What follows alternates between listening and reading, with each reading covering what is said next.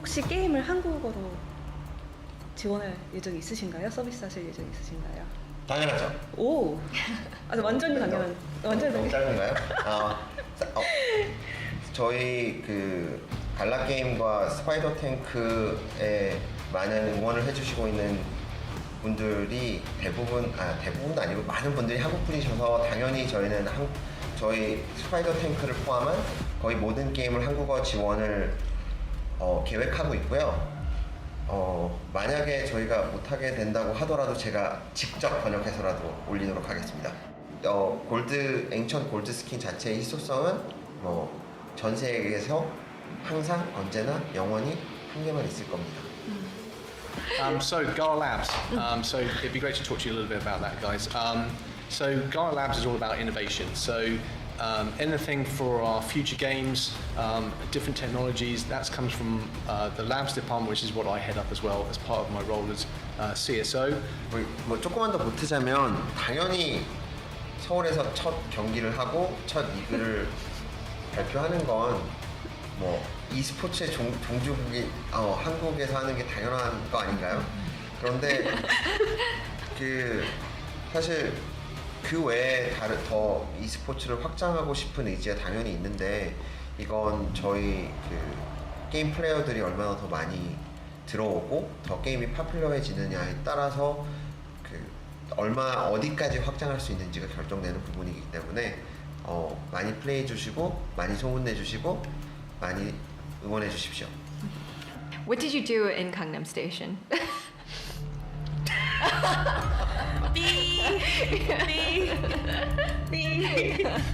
There was a question for you. Do you smile at all? Is it your face? There you go. So give us a smile or a laugh. 사실 여기서 되게 페이커 모델로 써주세요. 저희는 여러분들 중에 한 명 페이커 같은 분들이 나오면 좋지 않을까? 이런 생각도 하고 있습니다. Yeah, no, I think I'd just like to say to obviously everyone on this call is a node owner, and they're providing an incredibly important part of supporting our ecosystem. I really hope that at some point when we're not in COVID times that I'll be able to come back, meet with some of you guys, we'll have some dinner or what have you, and meet properly. Thanks for having us on your show. It was nice to meeting you all, and we're really excited about this game and also about the future games.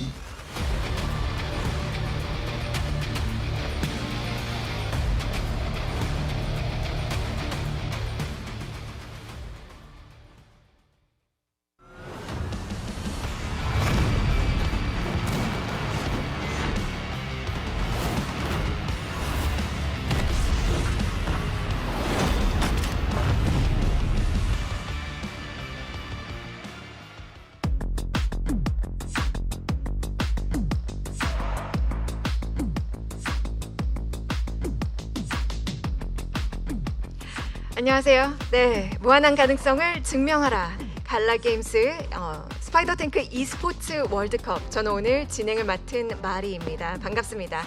Hello everyone and welcome to the Gala Games Spider Tanks Esports World Cup. My name is Mari Cho and I will be leading you through the AMA session. 네, 드디어 오늘 정말 많은 분들께서 기대를 하시고 또 지켜봐 주셨던 스파이더 탱크가 세상 밖으로 나오게 되었는데요. 그 화려한 시작에 앞서서 이렇게 갈라 게임스 관계자분들과 함께 토론을 하고 질문을 드려보는 시간 갖도록 하겠습니다. So I'm sure that everyone was very interested and had a lot of expectations on the Spider Tanks game. And so prior to our event, we'll have a sit down, a fireside chat with two gentlemen from Gala Games to talk a little bit more about the game. 네, 정말 많은 궁금증에 대해서 이렇게 시원하게 좀 궁금증들을 긁어주실 수 있을 것 같은데요. 여러분에게 찾아가기까지 정말 수많은 노력을 기울이신 두 분 모셔보도록 하겠습니다. So before we begin, I would like to introduce two gentlemen who are here with us. First, President of Blockchain, Mr. Jason Brink. Hey, thank you so much. 네, 함께 해주셔서 감사합니다. And next to him is Chief Strategy Officer, Mr. James Olden. Hey guys. 네, 안녕하십니까? You can speak a little bit louder, James. Everyone knows I don't speak very loudly. This is how it 네, is. 굉장히 말이 없으신 과묵한 편이셔가지고 저희가 오늘 좀 더 말을 하실 수 있도록 유도를 해보도록 하겠습니다. So we do know that you're a very quiet person. So we'll try our best to induce a little bit more out of you. I'll be extra loud to make up for it. 대신해서 더 많은 말씀을 해주신다고 하셨는데요. 네, 그러면은 바로 질문으로 들어가 보도록 하겠습니다. So let's just dive in right away to the questions, shall we? 첫 번째 질문입니다. Could you introduce Gala Games to the viewers? 네, 갈라 게임스에 대한 소개 좀 부탁드리겠습니다. Absolutely, I would be delighted to. So, Gala Games is a gaming company that uses blockchain as an important part of its tech stack. We're differentiated from blockchain gaming companies in that we, actually make games. We have three core tenets that are critical to who we are. The first is that games should be fun. We believe that every game that you play should feel like a game, it should be entertaining, and it should be something that you can really lose yourself into. Secondly, we believe that players should have ownership of their in-game assets. This is a critical thing for us because we believe that gaming for a long time has taken that away from players. And thirdly, we believe that games should have a play-to-earn component in them, that if you're putting your time into a game, you should get something back out of it. Thank you for that answer. 네, 사실 그 답을 해주셨는데 갈라 게임스 같은 경우는 일단은 기본적으로 블록체인을 기반으로 두고 있는 그 기술력을 활용을 하고 있는 게임 회사이지만 블록체인 게임 회사와는 조금 차별된 부분이 있다고 말씀을 하셨어요. 결국에는 실제로 게임을 만들고 그것을 운영을 하고 있는 회사이기 때문에 거기서 차별점이 있다고 말씀하셨고 또 거기에서 세 가지 아주 주요한 차별점 그리고 갈라 게임스만의 특징이 있다고 하셨는데 첫 번째 일단 먼저 게임은 재밌어야 된다. 모든 플레이어들이 게임을 하면서 시간을 투자를 하고 정말 많은 노력을 들이는데 그만큼 엔터테인먼트 요소가 있어야 된다고 믿고 두 번째는 플레이어들이 오너십을 가질 수 있어야 된다고 말씀하셨습니다. 그래서 그 인게임 내에 있는 자산들을 내가 충분히 그걸 오너십을 가지고 가질 수 있어야 된다고 믿는 회사이고 세 번째는 이제 P2E 시스템에 대해서 말씀을 하셨습니다. 정말 많은 시간을 들이고 노력을 들이는데 거기에서 어느 정도의 수익성이 있어야 되는 요소가 꼭 녹아 들어가야 된다고 말씀을 해주셨습니다. Thank you very much for that answer. James, do you have anything to add to that? No, just more to say about how we were back here in October, and to be able to come here in just a couple of months to put this amazing event on, and really deliver this for all our community is I think it just shows the sort of speed that Gala Games works at, and I think that's the important point.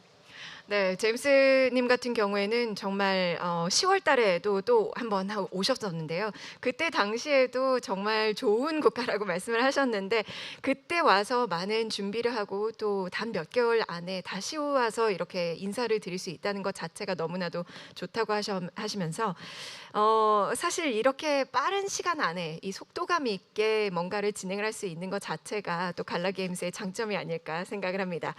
Okay, then let's go on to the second question.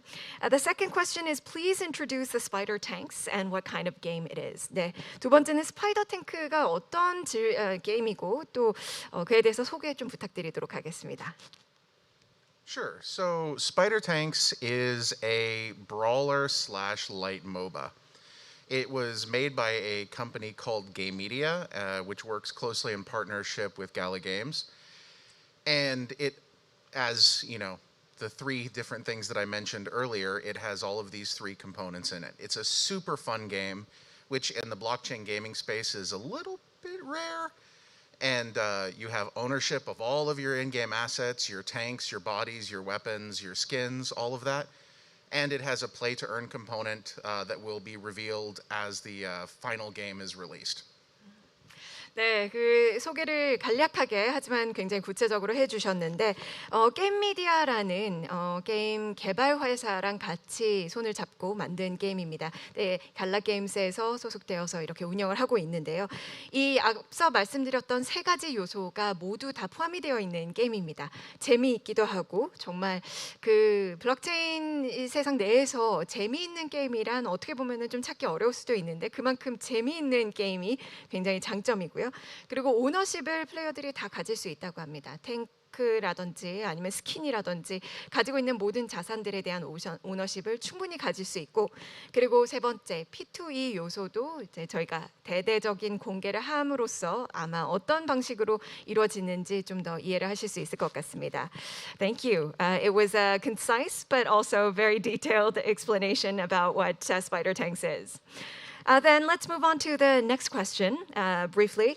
What is this event? 이 이벤트는 대체 뭔가요? 라는 질문을 해주셨어요. And what will happen after the event? 네, 그리고 이벤트 뒤에 어떤 일이 일어날까요? I'm going to let James handle that. As I say, Gala Games basically we want AAA game quality for blockchain in all genres. We definitely wanted an esport one. And when we saw this from GameDia, we saw Spider Tanks, it was perfect for that. We've worked really hard to have that sort of spectator modes and build it around the ability for the format to work perfect for esports. And then it was obvious that we had to come to Korea to launch it. So that's why we're here. 네, 사실 갈라 게임스에서는 항상 이 블록체인 내에서도 게임의 품질을 최고급으로 올리기 위해서 많은 노력을 한다고 하는데요. 그 중에서도 정말 e스포츠 분야가 매우 매력적으로 생각이 되어서 e스포츠를 위한 게임을 꼭 만들고 싶었습니다. 근데 e스포츠의 게임을 만들고 싶다는 생각 중에 이 게임 미디어에서 만들어낸 이 스파이더 탱크를 보고 너무나도 완벽한 조합이다 생각을 해서 했던 거고 한국으로 오게 된 이유는 정말 e스포츠 본고장이죠. 본고장에 와서 당연히 시작을 해야 된다는 생각을 가지고 이렇게 온 것입니다. Thank you. I'd like to add a tiny little bit onto that. One of the teams that we're actually playing against today comes from our own Gala Games community, and so I just wanted to say, you guys rock. We love you. 네, 이 작은 하트까지 이렇게 보여주셨는데요. 오늘 함께 경기에 임하는 팀들 중에서는 갈라 게임스 커뮤니티에서 실제로 온 팀이 있습니다. 그래서 그 팀에게 특별히 또 응원의 말씀을 전해주시면서 이 작은 하트까지 같이 보여주셨어요. Thank you very much.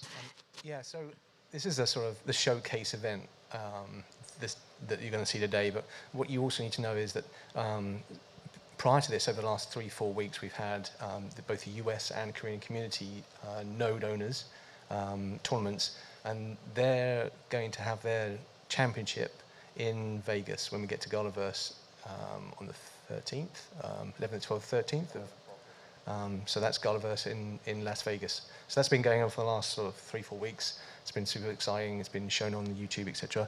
But this is more the sort of showcase going up against some really quite tough talent, which I'm really worried about. We're gonna lose. like we're just so everybody knows, we're going to lose. We're very bad at playing games. 네, 잠시 좀 안내를 드리자면은 사실 이 두 분도 오늘 함께 대회에 참여하시게 됩니다. 근데 사실 갈라 게임스의 정말 고위 관계자분들로서 게임을 굉장히 못하신다고 말씀을 해주셨는데요. 오늘 밑에 4위를 해주신다고 무조건 다 질 거라고 말씀을 하셨습니다.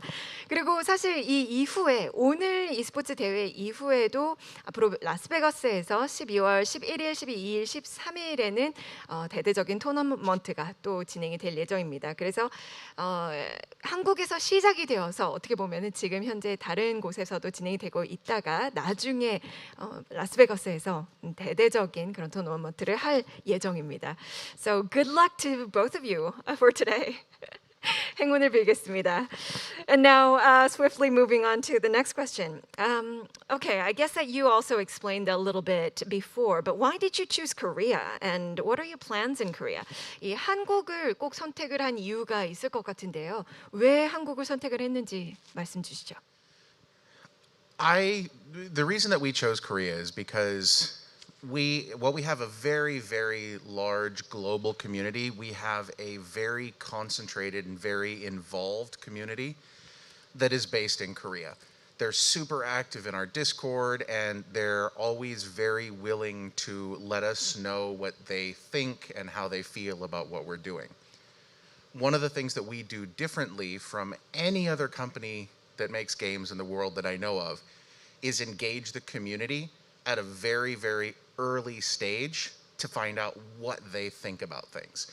And we find that the Korean community is very active and very willing to share their thoughts and candid feedback with us. So that's why we chose to start out here with this. 네, 한국을 이렇게 선택하신 분명한 이유가 있었군요. 한국 같은 경우에는 물론 다른 전 세계적으로도 많은 참여자들 그리고 플레이어들이 많이 있겠지만 한국만큼 이렇게 관여도가 높은 지역은 없다고 하십니다. 그래서 관여도뿐만이 아니라 이제 디스코드에서 올려주시는 피드백이나 다양한 그런 의견들이 너무나도 소중했기 때문에 한국 시장이 매우 중요한 시장으로 자리매김을 하고 있는데 거기뿐만이 아니라 한국 소비자들 그리고 한국의 플레이어들 같은 경우에는 굉장히 생각을 표현을 해내고 피드백을 주는 게 적극적이라고 하네요. 앞으로도 열심히 해주시면 좋을 것 같습니다. 그리고 전 세계적으로 다른 게임 회사들이랑 좀 차별점이 있다면 아주 초창기 시절부터 이제 게임을 개발을 해내기 하는 시작부터 오히려 더 많은 플레이어들을 관여시키는 게 바로 이 갈라 게임스의 특징이라고도 볼 수 있는데 한국의 많은 플레이어들이 너무나도 활동적이었기 때문에 한국에서 시작을 하고 싶었다고 말씀을 해주셨습니다. And I hope that Korean players will continue on being an integral focus of Gala Games as well. Absolutely. 네, 앞으로도 많은 참여를 해주시면 갈라 게임스 내에서 한국의 비중이 더 커지지 않을까 생각이 듭니다. And now for the last question. The last question that we have is, what is your vision for Gala Games? And maybe a little bit of what you think about the future of esports. 네, 갈라 게임스의 이 비전과 또 앞으로 e스포츠의 전망에 대해서 어떻게 생각하시는지 한번 여쭤보겠습니다. We see Gala Games continuing to grow as the dominant force in the blockchain gaming space. We have a lot of stuff that is going to be coming to the platform, and we believe that a good portion of this is very, very well suited for esports. I would love to go into more detail on some of it, but you're just going to have to watch what happens at Galaverse. Yeah, I think. No, go ahead. Go ahead. I was just going to say that, yeah, lots going to be revealed at Galaverse. That's a really important event for us. It's all in the culmination of all the activity we've been doing the last year, and there's so many announcements to make on that. One big announcement we can make today is that we are putting together a 1 billion fund for game developers. 와우, 1 billion fund. 네, 정말 그 갈라버스에서는 더 많은 내용을 들어보실 수 있기 때문에 갈라버스 때 꼭 많은 시청 부탁드리고요. 일단 블록체인 게이밍 공간 내에서 앞으로도 정말 많은 발전 사항들이 있을 거고 갈라 게임스가 많이 성장을 할 거라고 생각을 합니다. 네, 그리고 많은 앞으로 기대를 해주실 만한 그런 것들이 남아 있을 텐데 플랫폼뿐만이 아니라 저희 갈라버스에서도 많은 공개가 될 예정이기 때문에 꼭 기대를 해주시고 관심 가져주시면 감사하겠습니다. 그리고 제임스님 같은 경우에도 말씀을 하셨는데 계속해서 강조를 하시네요. 갈라버스가 어떻게 보면 갈라 게임즈의 굉장히 중요한 행사 중에 하나이기 때문에 그때 정말 많은 게 공개가 된다고 합니다. 그때 좀 시청을 해주시고 관심 가져주시면 좋을 것 같습니다. I think we have a little bit more time, so we want to turn to the online chats and see if there's any questions there. But before we bring that up, I also want to ask you about today.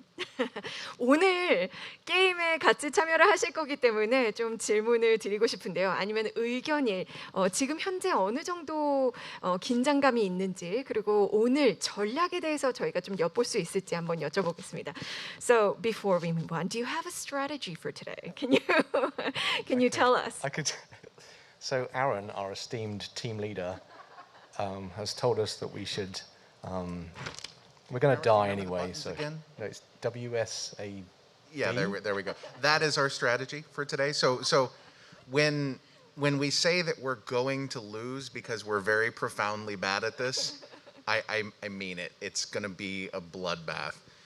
But we're very happy to be here today, to be connecting with the community, to be here to speak with you. We'd like to thank OKX for helping set this up as well, and for our amazing support from our Korean team, Haley, the president, and Aaron, the VP of Games. None of this would be possible if it wasn't for their hard work. And more importantly, none of this would be possible if it wasn't for you guys in the community. So thank you so much. I really, really appreciate it. 네, 다 그 제스처로도 알아들으셨을 것 같은데 사실 이 두 분께서 갈라 게임스의 총괄이기는 하지만 잘 맡고 계시긴 하지만 오늘 게임에 어느 정도의 준비성이 있는지 좀 말씀을 드리자면은 제임스님께서 지금 WSAD라고 하셨습니다. 네, 그만큼 준비가 아주 잘 돼 있다고 볼 수 있습니다. 그래서 우리는 무조건 다 질 거다라고 말씀을 하시면서 유혈 사태를 좀 예상을 하시는데요. 그뿐만이 아니라 이제 오늘 이 대회가 있을 수 있게끔 많이 도움을 주신 OKX 그리고 한국 팀 분들에게 너무나도 감사드립니다. 헤일리님은 여러분들도 잘 아시죠? 채굴 퀸이시고요. 그리고 아카카님으로 알고 계시는 에런님도 이제 게이밍의 VP이십니다. 두 분께 많은 노력에 대해서도 감사드립니다. And James, any word?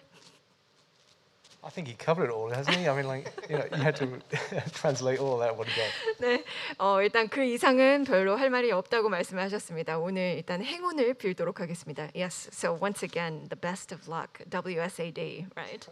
That should be the name of our team. It should be the name of your team. 네, 팀명을 이렇게 바꿔야 될 것 같은데요. 저희가 그 온라인으로 채팅이나 좀 질문이 있으면은 바로 받아볼 수 있을 시간이 있을 것 같습니다. 네, 준비해 주시죠. So yes, let's get a little bit of the questions if we can. All right. One cheeky thing we should mention before we go too far is we've got our Vox collectible series that we're going to be launching on the 6th of December. On the 6th of December. Yeah. Can you mention that once again? Yeah, so this is the second series of the Vox collectible series. It's our Mirandus series, which is our really important game that's coming out next year. So yeah, this is the next series and they're going on sale on the 6th of December.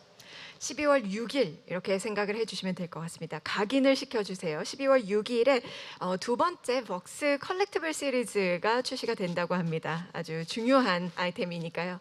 네. 그렇게 좀 부탁드리겠습니다.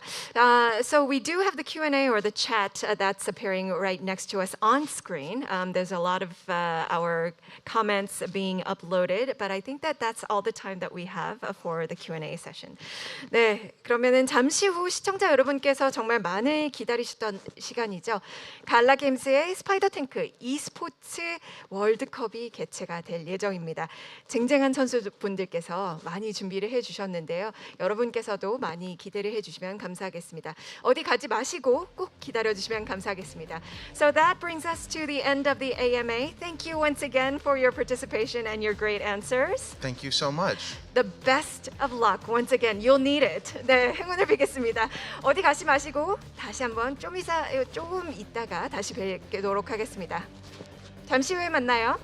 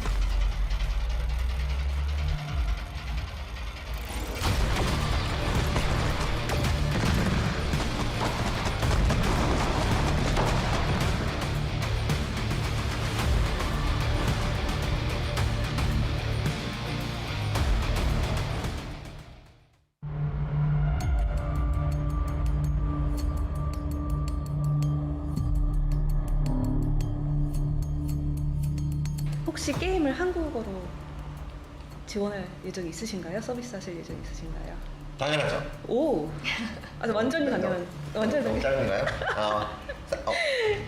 저희 그 갈라 게임과 스파이더 탱크에 많은 응원을 해주시고 있는 분들이 대부분도 아니고 많은 분들이 한국 분이셔서 당연히 저희는 저희 스파이더 탱크를 포함한 거의 모든 게임을 한국어 지원을 계획하고 있고요. 만약에 저희가 못하게 된다고 하더라도 제가 직접 번역해서라도 올리도록 하겠습니다. 앵천 골드 스킨 자체의 희소성은 전 세계에서 항상 언제나 영원히 한 개만 있을 겁니다. So Gala Labs. So it'd be great to talk to you a little bit about that, guys. So Gala Labs is all about innovation. So anything for our future games, different technologies, that comes from the labs department, which is what I head up as well as part of my role as CSO. 뭐 조금만 더 보태자면 당연히 서울에서 첫 경기를 하고 첫 리그를 발표하는 건 뭐 e스포츠의 종주국이 한국에서 하는 게 당연한 거 아닌가요? 그런데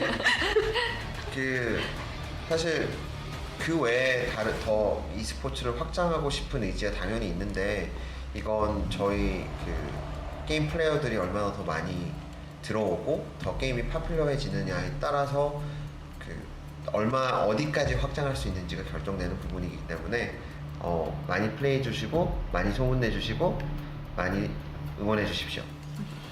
What did you do in Gangnam Station?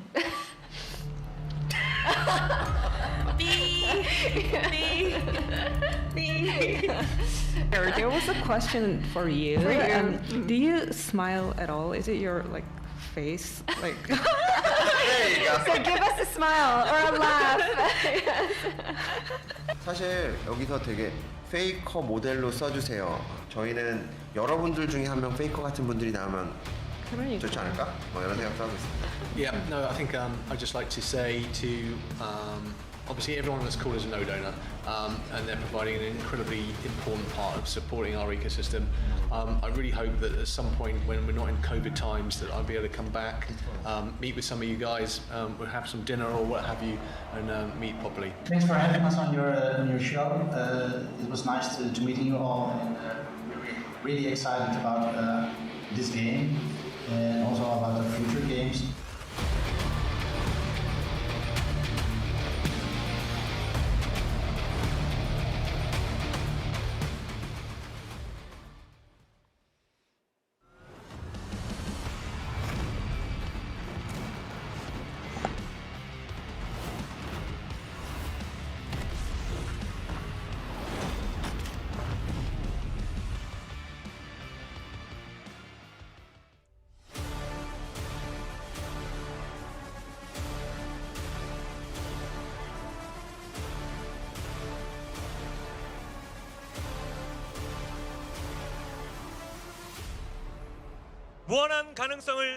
Paving the way for Spider Tanks Esports.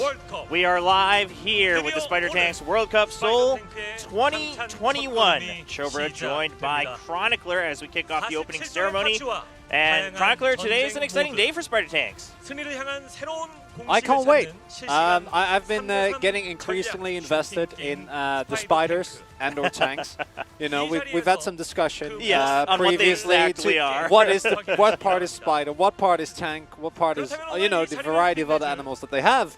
And honestly, when it comes down to it, we already saw it mentioned in the interview. It's just a really fun game.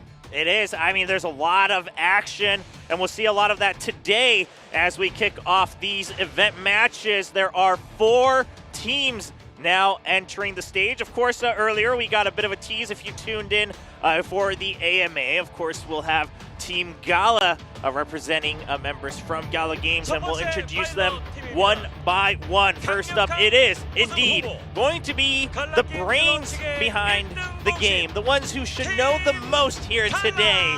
It is Team Gala. They have tried their very hardest to keep expectations as low as possible. Yes, very actively. Very actively.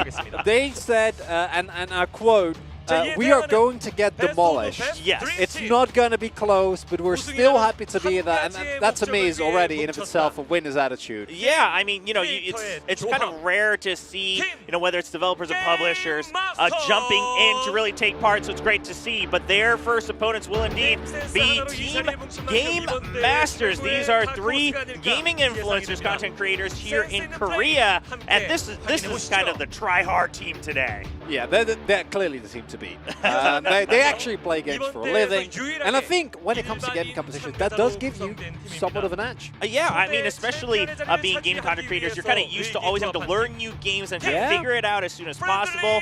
So that's team number 2. Third team is going to be Team Friendly Neighbors. Now, this is the only kind of community-driven team, and it looks like one of our players is on crutches too, still here to play the match. Of course, still should be just fine using the keyboard and mouse. Also one with sunglasses, you know? Trying to see some diversity in looks. I really appreciate that. Yeah, no, I like it. I'm also kind of liking the team hoodies we've got here in the different colors. They're kind of clean, but our last team, but not least, is going to be Team OK Warriors, who is actually a team of kind of finance content creators, which is a big boom here in Korea, kind of really big trend of kind of, you know, whether it's giving advice or kind of learning things together about the financial world. So we've got 3 of those from the finance community joining up here to form a Team OK Warriors. And coming in today, you already kind of hinted towards it. To me, I think it's got to be the Game Masters that are our expected favorites. We saw some practice runs. They looked quite strong. Yeah, I mean, they are definitely the team to beat. Of course, we'll go through the rules once we have everyone settled in, but it is these 4 teams competing in best of 5s to figure out who will be the best team today. We start the matches now. Taking a look at the prizes first. Ooh, with a little bit of a AR coming out. Of course, we are going to be giving out these parts for each of these places. So, you know, every team will go home with something, but you know, you want that jack-o'-lantern right at the top in first place. Yeah, I'm not even looking at gameplay. I'm just looking at style, and I see a pumpkin. You know, it's looking spooky. It's looking scary. It crabs all over the place. I love that. I want to see that. Hopefully we're also, if I remember correctly, one of our teams today is actually running it as well, so you get the opportunity to see it in-game. Yeah, Team OK Warriors are actually going to run that in at least some of their matches. All right, well, we know the prizes, we know the teams. Everyone, get ready for the World Cup here in Seoul 2021.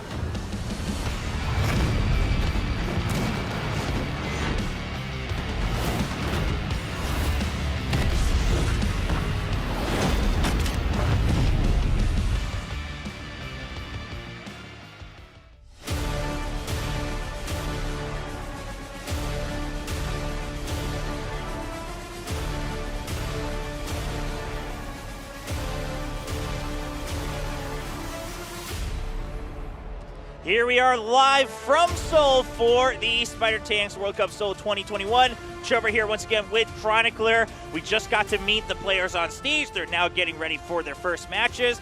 And we talked a little bit about the game and what to expect, but honestly, it should be an exciting afternoon here in Korea. Yeah. As mentioned previously, one team has tried very hard to keep the expectation low. Every other team seems like they're ready. You know, they're looking to take the big win, as you pointed out. Very nice body in the Jack-O-Lantern available. Whether Gala actually is going to live up to the set expectations remains to be seen. Yeah, I mean, Team Gala, you know, of course, they are, again, members from Gala Games. You know, some of their members, specifically Bitbender, I know, was tweeting on his way to Korea, like before even getting here, you know, talking about keeping the expectations low. They mentioned it earlier in the AMA as well. But, you know, in any case, regardless of result, it's great to see them kind of taking part on stage with, you know, these other content creators and some of the community members as well coming in to form a team of their own. Yeah, they've been very outspoken as well. In case you didn't catch the AMA, about the level of community support that they've received, and what better way to give back to the community than to show how much you appreciate and love the game by getting, well, beaten. Demolished. Yeah, I was going to be a little bit friendlier. That was the word they but used. It was the word they used. So we'll go with it. Yeah, so here we go. It is just today here in the afternoon in Seoul, South Korea. All matches first to 3. In other words, it is a best of 5. And, you know, the first set will always be a team deathmatch, but after that, the losing team gets to choose what mode and what map. And we have seen some back and forth come through from that. I think a team deathmatch mode is basically just how well can you synergize when you get to the other modes, capture the flag, or my favorite, capturing the chickens. Yes. That is when you get, in my opinion, a little bit more strategy, a little bit more depth to it, and that is where you sometimes see teams kind of swap back and punch back after getting taken down in the initial team deathmatch. Yep, and there we have the prize pool. We are giving out these different parts, the various parts for each team. Again, 4 teams, so everyone still gets to go home with something here from the World Cup Seoul 2021. These are the 4 maps available: Dragon Cave, Safe Haven, Jungle Temple, and Arctic Base. And always going to start out, and in case it does go to 5 games, end on Safe Haven. Yes. With those team deathmatch, but in between we can see a lot more variety, as already hinted towards. But if you like jungle, you're in for a treat today. Definitely going to be seeing that map a lot. Yeah, I mean, the maps are pretty varied, honestly, in terms of what they offer, and also for the different modes. And here is the bracket. Team Gala, their first match against Team Game Masters. I mean, listen, they kept expectations low, and probably for good reason. Yeah. I'd rather talk about the second match. I think that first one, Game Masters to me are looking like the most dominant one. Yes, I would say so. Yeah. Just from what we've read, we got a little bit of a hint during their warm-up and rehearsal earlier. It's looking a little scary. But on the other side, of course, Team OK Warriors and the Friendly Neighbors, that might be a bit more of a toss-up, right? These are, I mean, eventually they're both users of the game. They're both players of the game, one coming from the community of Spider Tanks and then one from the finance content creating community. So we'll see how that one goes. But they'll play each of their matches, then they go to the 3rd and 4th place match, and then, of course, the final to decide the winner of the day. And I think especially those later matches should provide us with a lot of entertainment. Yes, I think so, I mean, especially as we kind of see things change up. Of course, for all of you at home, we have an event for all the viewers. Now, you can kind of take part, and if you're lucky, you can, you know, kind of win a special NFT. So go ahead and read the instructions below. Make sure you register your account and your email. And what's the key? It's to be lucky. It's just be lucky. Be lucky. That's it. You don't just be lucky. Yeah, I don't really have any instructions beyond that. You don't have any other advice? No, yeah, no be pro lucky. tips. I don't. How easy do you want me to make it? You know, like you can not be lucky and not win anything, or you can be lucky. Yeah. And then win a special NFT. There you go. Just will your luck into existence as you're watching from home. But yeah, make sure you are able to go register your account and email so you can be in the pool for that drawing. All right. Well, okay. The music's kicking in. That must mean that we have our players in our seats, and there we go. First looking at Team Gala, it looks like. Yep, Bitbender, Irrelevant, and Akaka. For those already involved in the Spider Tanks community, familiar faces, I am sure. But for those who are not, again, they are all representatives of Gala Games. And they are the ones, they're the underdog. I think it's safe to say, coming into this It's kind of weird to match. say it that way, but it is. It's true. You know, there is a big difference in developing and creating a game. Or creating, in their case, creating multiple games, creating the whole infrastructure, and actually being good at playing them. In some cases, it does overlap. In others, it does not. Yes. And Team Gala today is having the unfortunate task of showing us whether or not, in their case, they do overlap.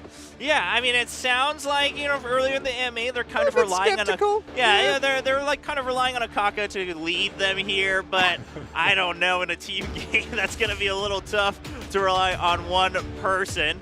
But again, I mean, just the fact that they're here, taking part, and also, I think a lot of times, a lot of people have questions when it comes to any type of game of, well, do the developers or publishers, are they playing the game with us? Like, do they really get what we want? Do they get where we're coming from?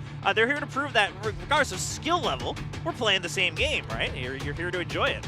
Especially early on in the game's life cycle, though, I do think that it's synergy that basically beats everything else. It's synergy and mechanics, and if you are already gaming influencers, it's pretty easy, you know, to say, hey guys, make some time, crank out a couple of practice games, and then be a cohesive unit. Yep, you see them warming up here. Look at us here. It's PSJ, Jelly, and MJ. And I know, you know, some of these guys they're constantly playing in a lot of these other influencer tournaments in Korea for various games. So again, like you said, they're used to, you know, kind of grinding it out a little bit just to get ahead of the curve. So I think they've come prepared today.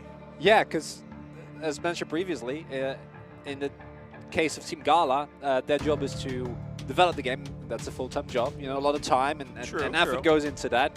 But for Game Masters, the game itself is their job. And of course, it's not specifically Spider Tanks, but it currently also includes Spider Tanks. And as Chobo already pointed out repeatedly, we did take a small look at them, small sneak peek, when we watched the practice runs. Yeah. And it was very dominant. Yes, that is the word I was thinking of. Very cohesive. Yeah. Which I think is kind of terrifying. Well, I mean, that's what we were wondering coming into today, right? Is it just going to kind of become this micro battle? Yeah. Is there going to be a team battle? But they looked like they were really down for the communication. Okay, it looks like we're ready to jump in, taking a look at what they might be loading in with. Bitbender, ooh, going for the flamethrower. We have some mixed feelings about the flamethrower. You say mixed? I'm just not that big a fan, Chobra. Well, okay, I'm not mixed. I'm pretty convinced that I want to be good with the flamethrower. No, I like the idea. You know, I like the concept of the flamethrower. But when it comes to actually working out and dealing with your opponents, the flamethrower to me, it doesn't always do the trick as nicely, and I think that's really important note. And this is that weapon. On top of that beautiful shark, that's the weapon that I expect to see a lot of today, is the repair artillery, and it heals your teammates. And that in itself would be enough to make it strong, but it also does a ridiculous amount of damage. Yeah, I mean, for something that is supposed to be healing or repairing, it does a significant amount of damage. And of course, we saw the shark body there. That's a bit on the heavier side. The earlier one we saw from Bitbender, the Maul, a bit on the lighter side, kind of light medium. But the shark, I mean, a little bit more backline, kind of hang back, or, you know, maybe kind of just block shots in the front, depending on the game mode. And then we've got that repair artillery. We have experiences with the repair artillery, and they are quite terrifying. I think it's going to be one of the situations where if one team has healing and the other one is not, you basically have to, in the first couple of seconds, blow up either the healer or someone who's trying to heal, because otherwise you're just going to get out-sustained. Yeah, I mean, especially in something like Team Deathmatch, right? Something else, maybe you can kind of rely on zoning and movement, right? Exactly. But in Team Deathmatch, it's either you stay alive or you make sure you destroy the other Spider Tanks. And if you're not able to heal, the moment you take a hit, you're already on your back foot, leg. Yeah, I mean, a bunch of them have legs. Yeah, it depends. Yeah, there's a lot. We haven't really talked about the variety. There's a lot. There's hoverboards. I mean, it's multiple hoverboards, but I think it counts as one hoverboard. Okay. Variety of animals. We've already seen shark. We might see flea as well. I personally like flea. Yeah, your favorite. It's very speedy. We have scorpion. We have tortoise. The scorpion's a cool design. I like the design a lot. I like the design of Scorpion. All right, well, it looks like all the players have their parts. We'll see if we see more tanks as we go through the day. Now, players can change out their parts in between each map. They will have a set time, but we'll see if that happens. First up, it is Team Deathmatch here on Safe Haven. Team Gala versus Team Game Masters. It looks like Team Gala on blue. And it looks like they did actually swap to the repair artillery. Quite like that. Already a flank coming in, though, from Jelly. Oh, I love the flank with the finisher as well. He's just cornering them in. And oh my gosh, that's just a team wipe right off the bat. And that's what we're talking about, that's cohesion, right? On one side, you have Jelly pushing in, great use of the zoning provided there as well. And you can see the layering of that repair artillery combined with the zoning potential from Game Masters basically being negated. Yeah, this is looking pretty brutal. This time it's MJ kind of going around trying to get some chip damage with a flamethrower, and the finisher trying to get some picks. It gets one. Bitbender not able to stay alive in the front, and Irrelevant all alone against the artillery turret. Does not survive. And this is what happens. They consistently get pushed in. The moment that someone goes down, they can drop their turrets very aggressively, and then there's nothing for them to do. Oh, and now no. Bitbender, he's by his own! Oh no, you gotta run away, oh no, he's stuck on the wall! And he's not able to get out. 7-0, Game Masters, have some mercy. They do not. They do not. They do not. They are not slowing down. Oh, Bitbender wants some revenge, but unfortunately it's Jelly with the Shark Tank. A bit on the tankier side. Bitbender, oh, not looking so good. The finisher's looking for him, and it finds him. Homes right in. And here you see the value of the healing, right? How aggressive Jelly can play due to the continuous support coming out from his team. Oh, man. I mean, Team Gala, let's see at least one kill. We got to see at least one kill from Team Gala. Will we do? Yeah, it's looking a little risky. I mean, Irrelevant's trying to just use the repair artillery to zone for the time being, but right now it's him that needs some repairs. Not going to happen. Akaka with his own. Going to get that shield drone going just to try to stay alive. MJ says, I don't mind. I'll wait. Oh, no. Look at that spacing. He does walk off, but the damage is already done, right? He can't join the fight, gets pushed back. And MJ can just keep going with the flamethrower. There's nothing they can do. Yeah, I mean, Irrelevant's got the Rambler trying to just slow them down, but they're already pushing as a force. That small slow is not keeping them behind. Game Masters, and you called it, Chronicler, their movement just as a team, this is very one-sided. But you can also see the knowledge of their own limits, right? Because MJ seemingly just keeps walking into multiple people, and then his health bar gets lower and lower and lower. But still no one has died on the side of Team Game Masters. So they're very aware of the amount of damage that can be put out. As we do see again, the flamethrower damage just isn't enough without sufficient backup. And the Rambler is just getting out-healed. Yeah, you're not able to do much. And something I really find fascinating is that generally your instinct is to say, okay, flamethrower, it's kind of close range, you want to stick to him, I'm going to go with the light body, but MJ going for the tortoise, so not going entirely light, having a bit more beefiness, as you can tell from the health bar, and then using that speed booster to try to keep up and stay with his team, maybe go for some of these flanks like we're seeing now, and there you go already. We've got the 20 kills on for Team Game Masters for set number 1. To 0. Yeah. Yeah. 20-0. Yeah. That's a lot. I mean, listen, Team Gala set the expectations low, and we got as low as it could go. All right? That's how we put it. They are living up to the expectations that they set for themselves, and I got to respect that. And the reason why we're joking around is because they knew this was was bound to happen. Yeah, right? I mean, this is a team of very talented gamers. And I don't think they expected anything besides this. So we're having some fun with it. They were clearly having some fun with it as well. Yeah, and for anyone who missed it, I mean, they were kind of laughing about it during the AMA, saying, like, we're going to get them out. Don't expect anything from us. We're very bad at the game. I mean, they went ahead and just said it directly. But hopefully, I mean, but here's the thing, Chronicler.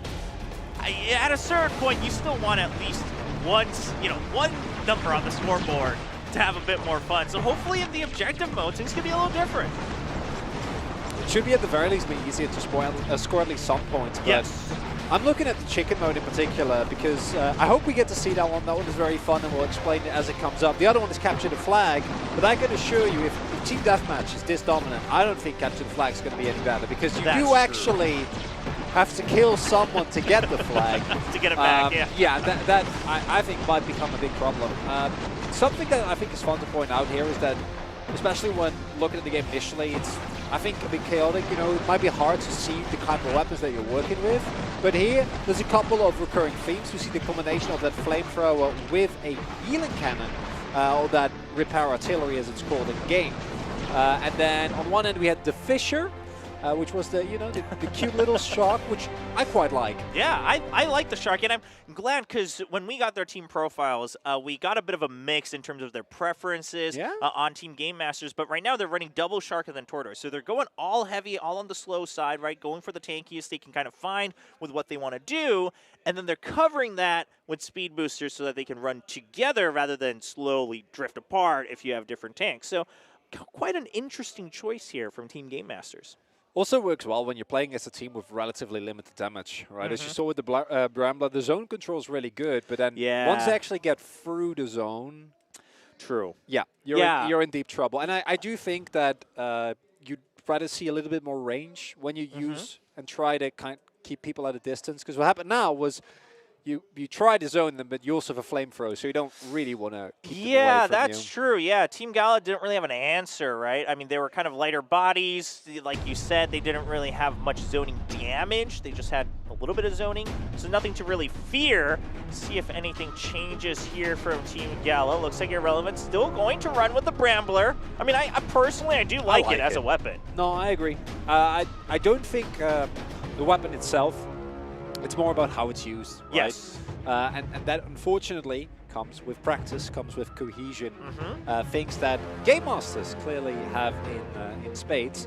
Team Gala, maybe they can develop it over the course of the series, but I don't think they're going to get a lot of time. I mean, it's unfortunately just for them. From what we saw, again, very dominant play from Game Masters. It's going to be tough to close that gap, but let's see what mode they pick, though. Of course, as we go into the second map, I mean, that can give them an edge to at least get some points on the board, or maybe even get a bit of a win. We'll see if anything changes here for Jelly on Team Game Masters. No, still going with the Shark. Seems very fond of that one and the finisher. And that's worked out well for him. I appreciate the commitment to thematic coherency as well. I was thinking about that. Right? Yeah. Like, there is also another great combo is the Executioner. And the Chicken, which we haven't seen yet. I'm hoping we get to that.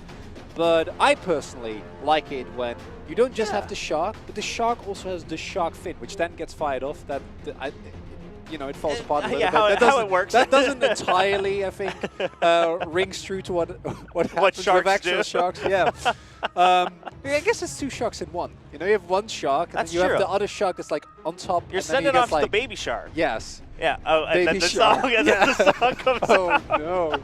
I wasn't even thinking about that. Well, now it's stuck in everyone's Now it's stuck in everyone's head. Yeah, so everyone can hum it along as we're getting ready for game number 2 here. Of course, they do have 5 minutes to swap out any parts as they wish, but it looks like for Game Masters, I mean, I think no matter the game mode, they can kind of stick with this and see how it goes. Yeah, I don't think generally there's really a need to completely change things around. I think in some game modes, like for example the Chicken mode, you might want to swap it up a little bit because you're having to play both offensively and defensively, whereas in this previous game we saw them just always be on the offense, just out-muscling their opponents.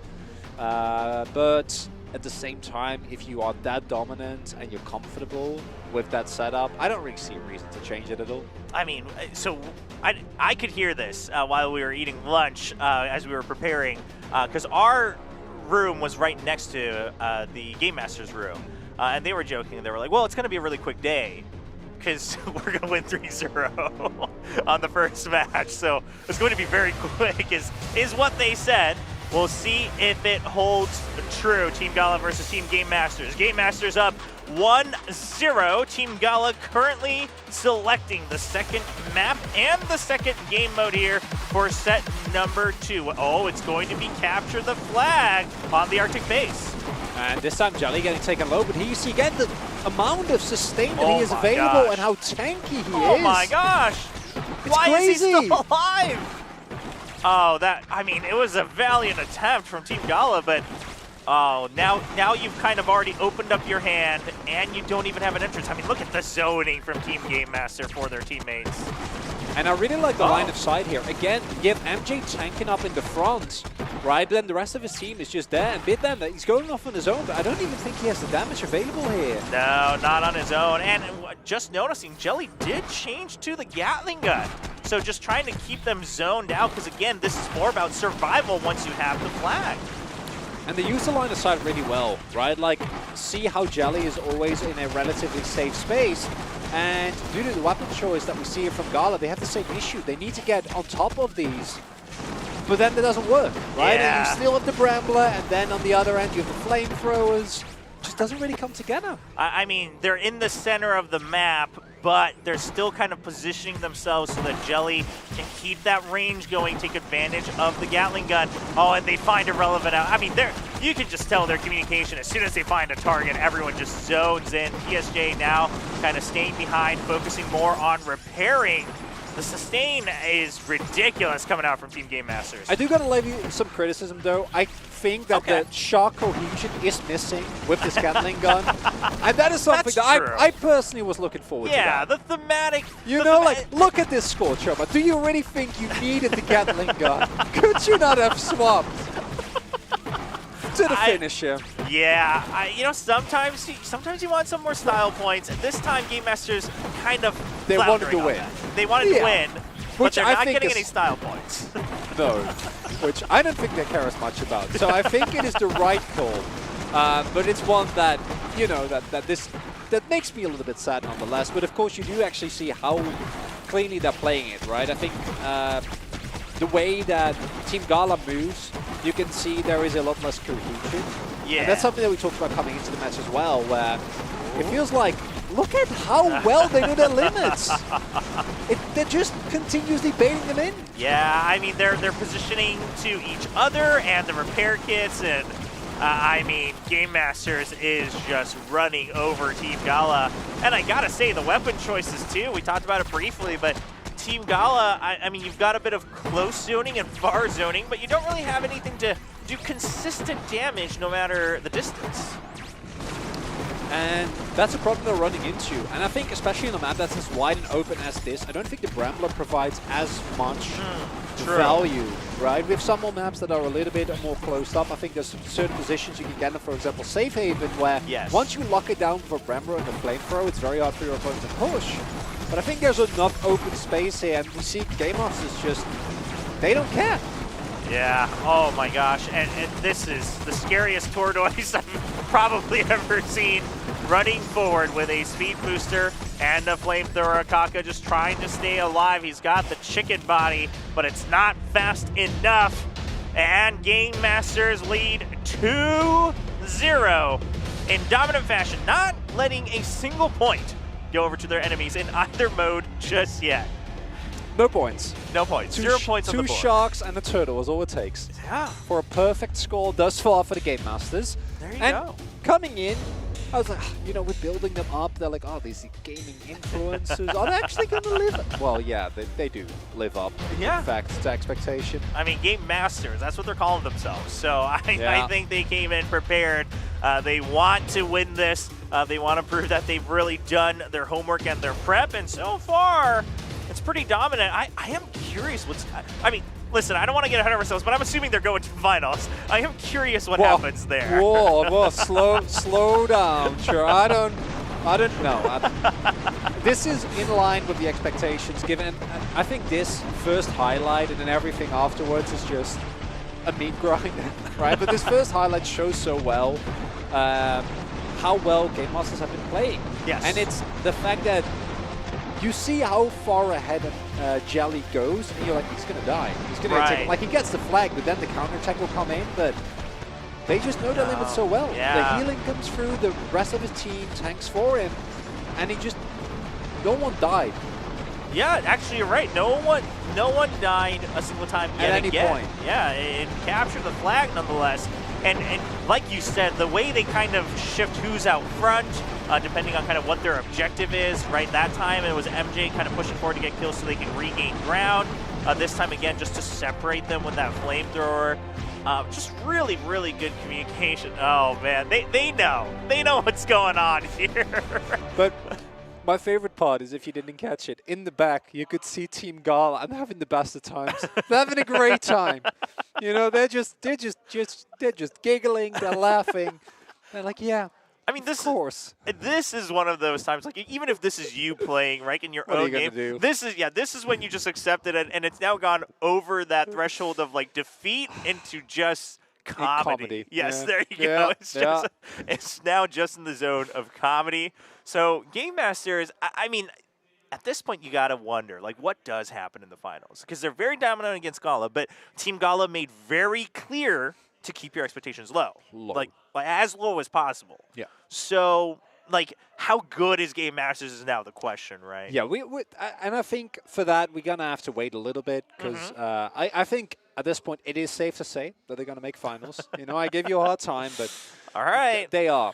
All right, Clearly the Caster curse begins. This is where the big I comeback. I don't think my curses are that strong. I don't know if you got something up your sleeve, but oh, there it is. There's there the it theme. is. Yeah, there's the executioner with an egg.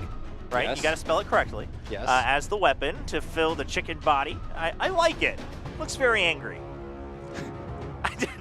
Sorry, I didn't go any deeper on that explanation, but that's what I think. I was waiting for a grand treatise on the thematic coherency. Well, I had it with the shark, but then the chicken. How does? No, it's sometimes you just gotta call things like that. It's a chicken. Yeah, you just gotta accept it as it is. It's an angry-looking chicken. What else do you want? I mean, we've got MJ here, still looking at that tortoise. Ooh, is he gonna switch up his weapon? Oh my, that is a. That's a combo. That is a combo. I personally think they can have some fun. I think that this is the game. Think so. Well, after the first two, I wouldn't be surprised if they just still lock in the weapons that they've been playing with thus far. If they go for the finishers, the repair artillery that we've seen up till to this point. But maybe it's the third game. You haven't lost a single point or kill. Yeah. Maybe you switch it up. And most likely we're gonna see the capture the chicken, right? Where you gotta. So for those who are not familiar with it, basically there's a bunch of chickens that keep spawning around the map. You gotta pick them up and then you gotta go deposit them in a barrel, but you have to kind of stand within this very, very close range circle. You can't really effectively you can't move while you're depositing the chickens. So it's a little bit of a different game mode. I wonder if you still kind of go with the whole like move all together, or do you maybe have someone kind of running chickens, They can't stop you from turning in chickens when they're dead. So, and I think effective strategy. Yeah, I think normally, you can't do that because your opponents will, if you just try to rush them, take you down. But I think what we've seen thus far leads me to believe that there will not be a lot of killing of Team Game Masters. Yeah, Spider probably tanks. not. Taking that into account, I'm thinking they'll have some fun. Yeah, we'll see some. I would some like to switch see ups. some changes. If we see double shark tortoise again. Yeah, are you gonna call him out? Try harden. No. In that case, we're just gonna think about why two sharks and a tortoise. Why is that the? Why not two tortoises and one shark? Yeah, because then you got the tortoises flanking the shark. Well, if you have two sharks and a tortoise on your team, are you considering the tortoise to be stronger or the sharks to be stronger?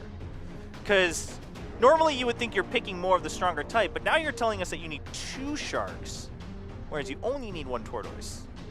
I also feel like sharks don't particularly enjoy having other sharks around, right? Oh, really? Yeah, I don't think so. Do they kind of fly solo? Yeah, as far as I'm aware. Sharks are also the ones that always have to swim. Yeah. Because they drown. Yeah. Which is, it's always a funny thing to imagine in my head. Like, can you just imagine, like, one day a shark's just like, oh, I'm going to stretch a little bit, stretches the fins out, and then just starts slowly going down into the bottom of the ocean floor? Well, that's what's happening to Team Gala. So I got to imagine that they kind of know how it feels. But yeah, I don't know. I think thematically, I like multiple tortoises. Are tortoises from the ocean? Did I just put you on the spot? Well, that's I was wondering, is it a team ocean? Because sharks are from the ocean. That actually, for sure. I think that's turtles. I think tortoises are the land-based ones. Ooh, because I was basing my tortoise analysis on actually, I think you're right. On basically on just Disney movies, which I don't think is particularly accurate. Yeah, that's our most reliable source of science and biology. Yes. Here. So, but that turns out to be entirely wrong because we're talking about a different animal. No, I think you're right. So tortoise is on land. So this isn't Team Ocean. One. No, they're not going all in on the saltwater here. Game Masters keeping it a little bit. We should have caught that earlier. Yeah. That's on us. We'll do better next time. on the next 2 teams. If they have any themes, we'll call them out right away. Of course, once again, the players do have a bit of time to make sure they can change the parts if they want. Everyone is given the equal time.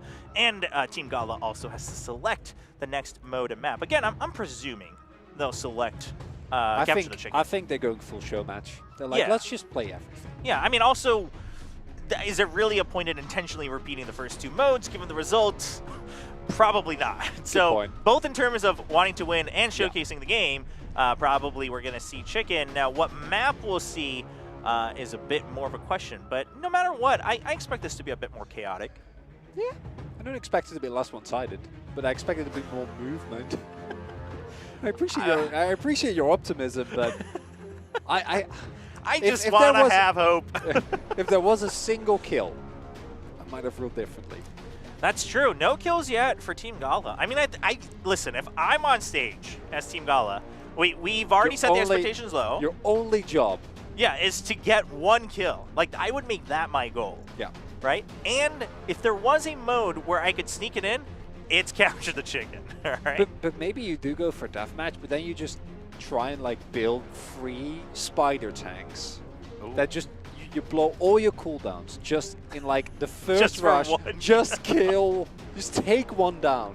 Just take out MJ and then never again. No. Oof. I think that could be a way to do it. It's the way to listen. You know, get a point on the board. Yeah, I'm with it. I mean, I would do that if I was on stage. Listen, you've set the expectation low. You've accepted that it's come to reality. You're still having fun playing the game. Might as well put one point on the board. That's what I would consider. I like it. Yeah, I like it. And yeah, now I'm kind of excited. Now I'm kind of excited for some shenanigans as we get into set number 3 here between Team Gala and Team Game Masters. Of course, we still have 2 other teams here today, so 4 teams in total. So that'll be the next match, and then we'll have a 3rd forward place match, and then the final one. It looks like set number 3 between Team Gala and Team Game Masters finally ready. Game Masters currently up 2-0. We heard them predicting a 3-0 in their first match today. Will it come to fruition? Set number 3. There you go. Collect and deliver the chickens. Yeah, I love this game. There's chickens. They're on the map. You need to get the chickens, and then you need to actually deposit them. And Team Gala actually in the lead right now. All right. There you go. Points. Oh, Game Masters having none of that. The Game Masters having none of that. They say take your chickens and go back to the garage as they just push them all out of the way. But okay, 3-2. Game Masters now taking time during the respawns to try to deposit. Oh no, irrelevant. Oh no, save those 2 chickens. Not able to do so, and he see the problem as well, right? Akaka can't join the rest of his team, has to stay very, very safe. And we do actually see now a bit of a change-up in terms of weapons. A lot more variety here. Yeah, the Blade Spinner coming out from Bitbender. Still a bit more of that close range, kind of stick to your target. I do like it. I've tried it specifically in this game mode. It can be pretty good. It's pretty tricky and annoying when you're trying to deposit. But so far not. Oh my goodness, that shotgun. Woo. And that's the Jaxo Lantern as well, right? Yes. Being shown off there. Really well done by Jelly, making use of the speed and the cloaking there as well to just keep shotgunning them. And we talked about that combo, the cloak and the shotgun, as we're preparing for it today on just if you can get by, if you can get that cloak off and sneak in there, you're just right up on the enemy spider tank and you are getting those full bursts. And that's what we see them do consistently now, right? You even have the shield for additional survivability. You can see Team Game Masters, they're like, well, we can just do whatever we want. They're playing so aggressively here. Oh my god. They're just saying, all right, we'll just deposit together and then we'll still get the kills. Very confident. I mean, the sustain, this is just, they know exactly how much damage they can withstand here. Oh, that's the flank. Oh no. They forgot about Jelly. Oh, Jelly got him. Oh my gosh, I mean, Jelly, he hopped off that shark, he hopped off the finisher, oh no, Jelly. Sneaking. He saw him though. Akaka caught a glimpse of him. Okay, yeah, you gotta watch out. The Jack-o'-lantern is very squishy. And Jelly trying his very best. Get on top of them again. Oh, okay. He's got to get one more, and now there's MJ in front to block those shots. Jelly can't deposit the 3 chickens safely. 2 in. Just waiting for the last one, and there you go. And the problem now is that as Gala, you're trying to take control of one side of the map, so at least you can deposit your own chickens, but Game Masters just has full control of the entirety of the middle. Yes. So you can't walk up to either of them, you can't collect chickens. Not really a lot to be done when all your options are taken away. I mean, basically Game Master says we got enough of a lead, now we just have to make sure they don't deposit. We don't need to necessarily risk going out there. Jelly, leave him alone, man. Jelly.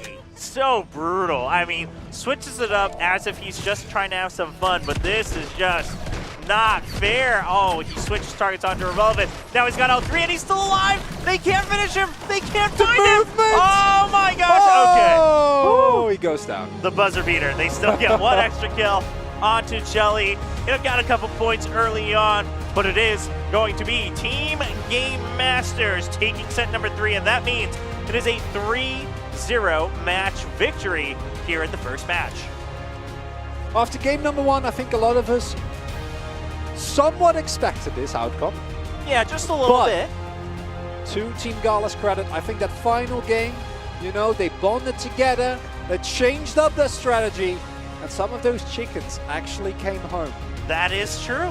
You know what? They made the magic happen, all right? They brought some chickens home. They are safe and sound in their own barrels. But Game Masters will be moving on to the final match. Of course, Team Gala will still have a chance to see our good friends from Gala Games in the 3rd and 4th place match, as they will await to see who their opponent will be between Team OK Warriors and Team Friendly Neighbors. And after seeing such a lopsided matchup, I'm wondering what we're going to see, right? When we do see the other team take one another on. Because with this one, we saw it coming, that it was this one side. I'm expecting the next series to be a little bit more back and forth. Yeah, I would think so. And I'm curious to see if we're going to see more changes, right? Intentional changes in kind of parts with the different tanks. Are we going to see maybe, kind of more intentional map choices and mode choices? Like this time it was more kind of a merry-go-round here between these two. I mean, again, to their credit, they knew what they were getting themselves into. They were here to have fun with the rest of the community and the content creators. So, that's awesome. And they still got to showcase the different game modes and the different tanks. But now I think the other side is where we're like, okay, where do you really match up against each other with OK Warriors and Friendly Neighbors? And we're going to be looking, I think, at that point a little bit more seriously, because you might have noticed, if there's actually actual gameplay, then generally the thematics of sharks and tortoises is left. Yeah, that's not the priority. It's not, and I'm expecting it to come a little bit more into fruition in that 2nd series. All right, well, we're going to take a quick break, and when we come back, it is match number 2 here from Seoul, South Korea.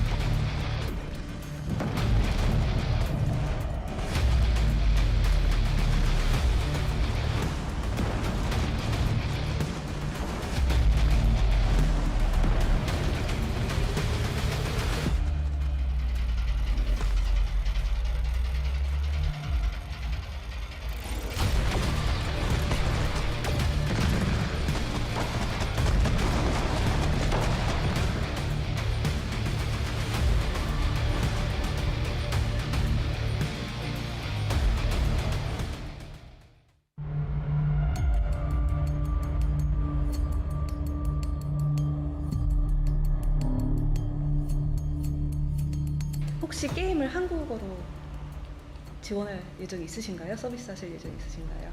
당연하죠. 오, 완전히 당연한, 완전히 너무 당연한. 짧은가요? 저희 그 갈라 게임과 스파이더 탱크에 많은 응원을 해주시고 있는 분들이 대부분도 아니고 많은 분들이 한국 분이셔서 당연히 저희는 저희 스파이더 탱크를 포함한 거의 모든 게임을 한국어 지원을 계획하고 있고요. 만약에 저희가 못하게 된다고 하더라도 제가 직접 번역해서라도 올리도록 하겠습니다. 앵천 골드 스킨 자체의 희소성은 전 세계에서 항상 언제나 영원히 한 개만 있을 겁니다. So Gala Labs. So it'd be great to talk to you a little bit about that, guys. So Gala Labs is all about innovation. So anything for our future games, different technologies, that comes from the labs department, which is what I head up as well as part of my role as CSO. 뭐 조금만 더 보태자면 당연히 서울에서 첫 경기를 하고 첫 리그를 발표하는 건 뭐 e스포츠의 종주국이 한국에서 하는 게 당연한 거 아닌가요? 그런데 사실 그 외에 더 e스포츠를 확장하고 싶은 의지가 당연히 있는데 이건 저희 게임 플레이어들이 얼마나 더 많이 들어오고 더 게임이 파퓰러해지느냐에 따라서 어디까지 확장할 수 있는지가 결정되는 부분이기 때문에 많이 플레이해 주시고 많이 소문내 주시고 많이 응원해 주십시오. What did you do in Gangnam Station?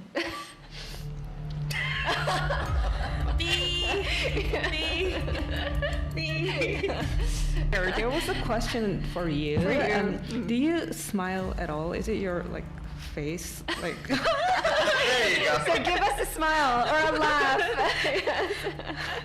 사실 여기서 되게 페이커 모델로 써주세요. 저희는 여러분들 중에 한 명 페이커 같은 분들이 나오면 좋지 않을까? 이런 생각도 하고 있습니다. Yeah, no, I think I'd just like to say to obviously everyone on this call is a node owner, and they're providing an incredibly important part of supporting our ecosystem.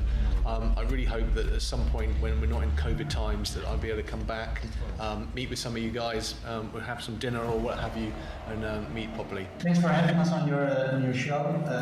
It was nice to meeting you all, and really excited about this game and also about the future games.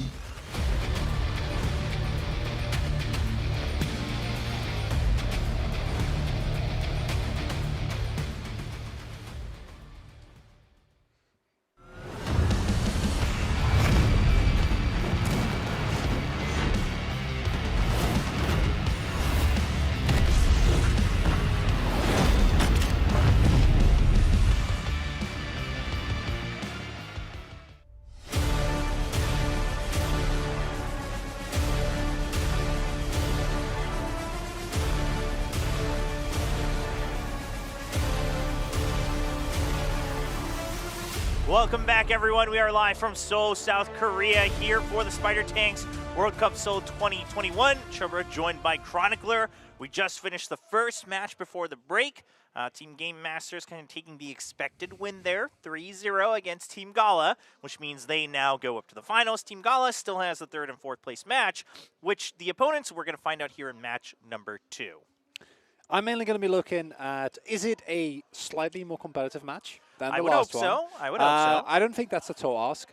And more importantly, as you already pointed out during the previous game as well, we don't really have an idea of Team Game Master's relative power level. We know they're way better than Team Gala. But Team Gala themselves were already saying, don't expect too much of us. So I think that whichever team, if one of them does seem quite strong, I do actually think that it's going to be really interesting to see how they stack up against Game Masters, because with what we've seen thus far, they do seem to be the favorites. Yeah, I mean, just from what they've shown as Team Game Master, seems just very dominant. It's kind of hard to imagine, who's going to stand up against this. But again, we've only seen that one match, right? So how does that play out after we get to see Team OK Warriors here going up against Friendly Neighbors?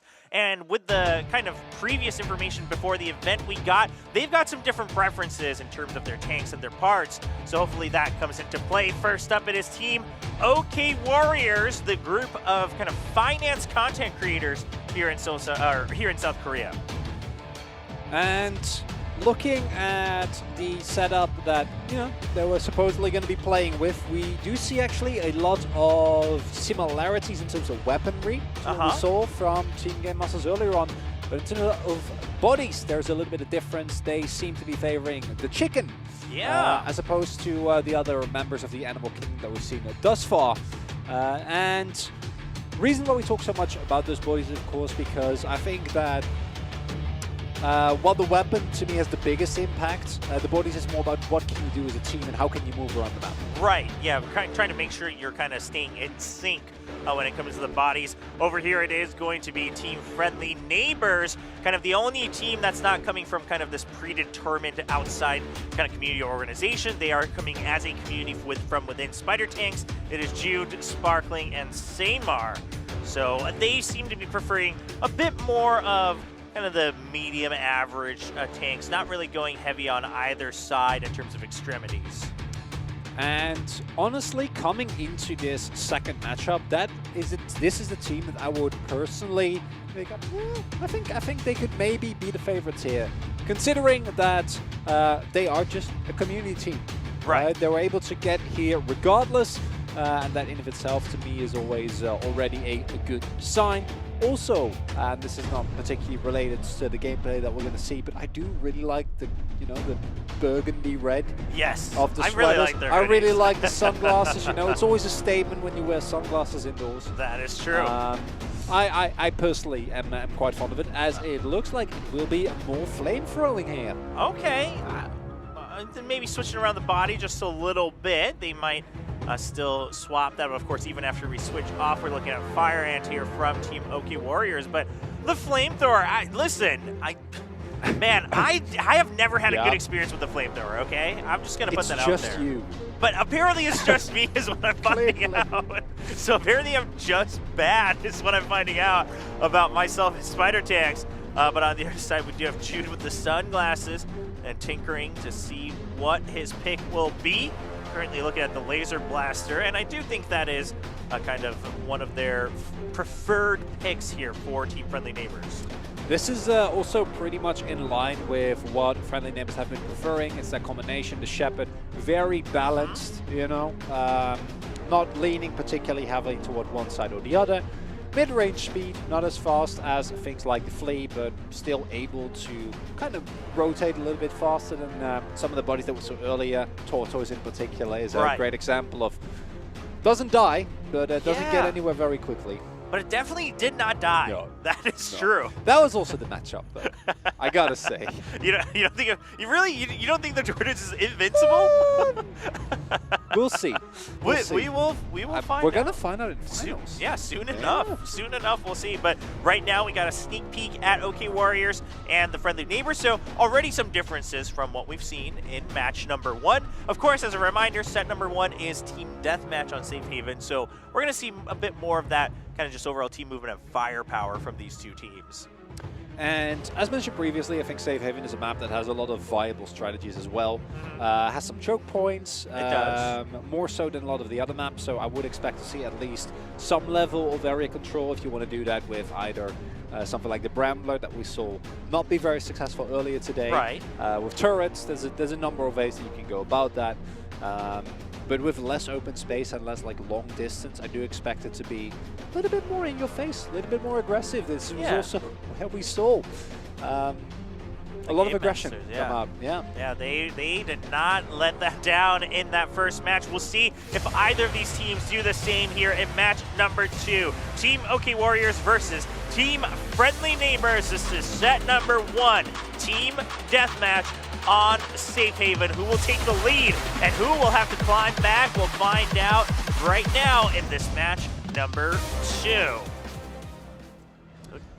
And immediately, ooh, wow, rotation coming through here. A lot of diversity in terms of weapons this time around, and it is Team OK Warriors that have a lot of range available to them. Yeah, now OK Warriors, they have the double Jack-o'-lantern though, so they're gonna have to watch out just a little bit. But meanwhile, Friendly Neighbors seems to have some other minds of how they want to play this out. Oh, we're just gonna have a full-on 3-on-3, but the cannon turret is doing a lot of work here for the OK Warriors on blue. And this time around, a lot more evenly matched. Fire needs to respect, but you can't tank that well with the Jack-o'-lantern. Oh man, Seymar just pushes through. Is able to tank everything with the shield drone, and they go up 2-1. Seymar's not done yet though. He knows that Nasi just on that Jack-o'-lantern pretty squishy, but was close to a repair kit. So everyone just trying to regroup. Fire takes that fourth shot from the laser blaster. That's gonna hurt. Yeah, the laser blaster ramps up quickly. The fourth shot by far the most important to hit as they go in.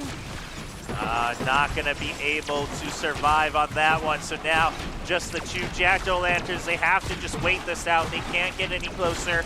Just trying to keep the friendly neighbors at bay until Fire Ant comes back.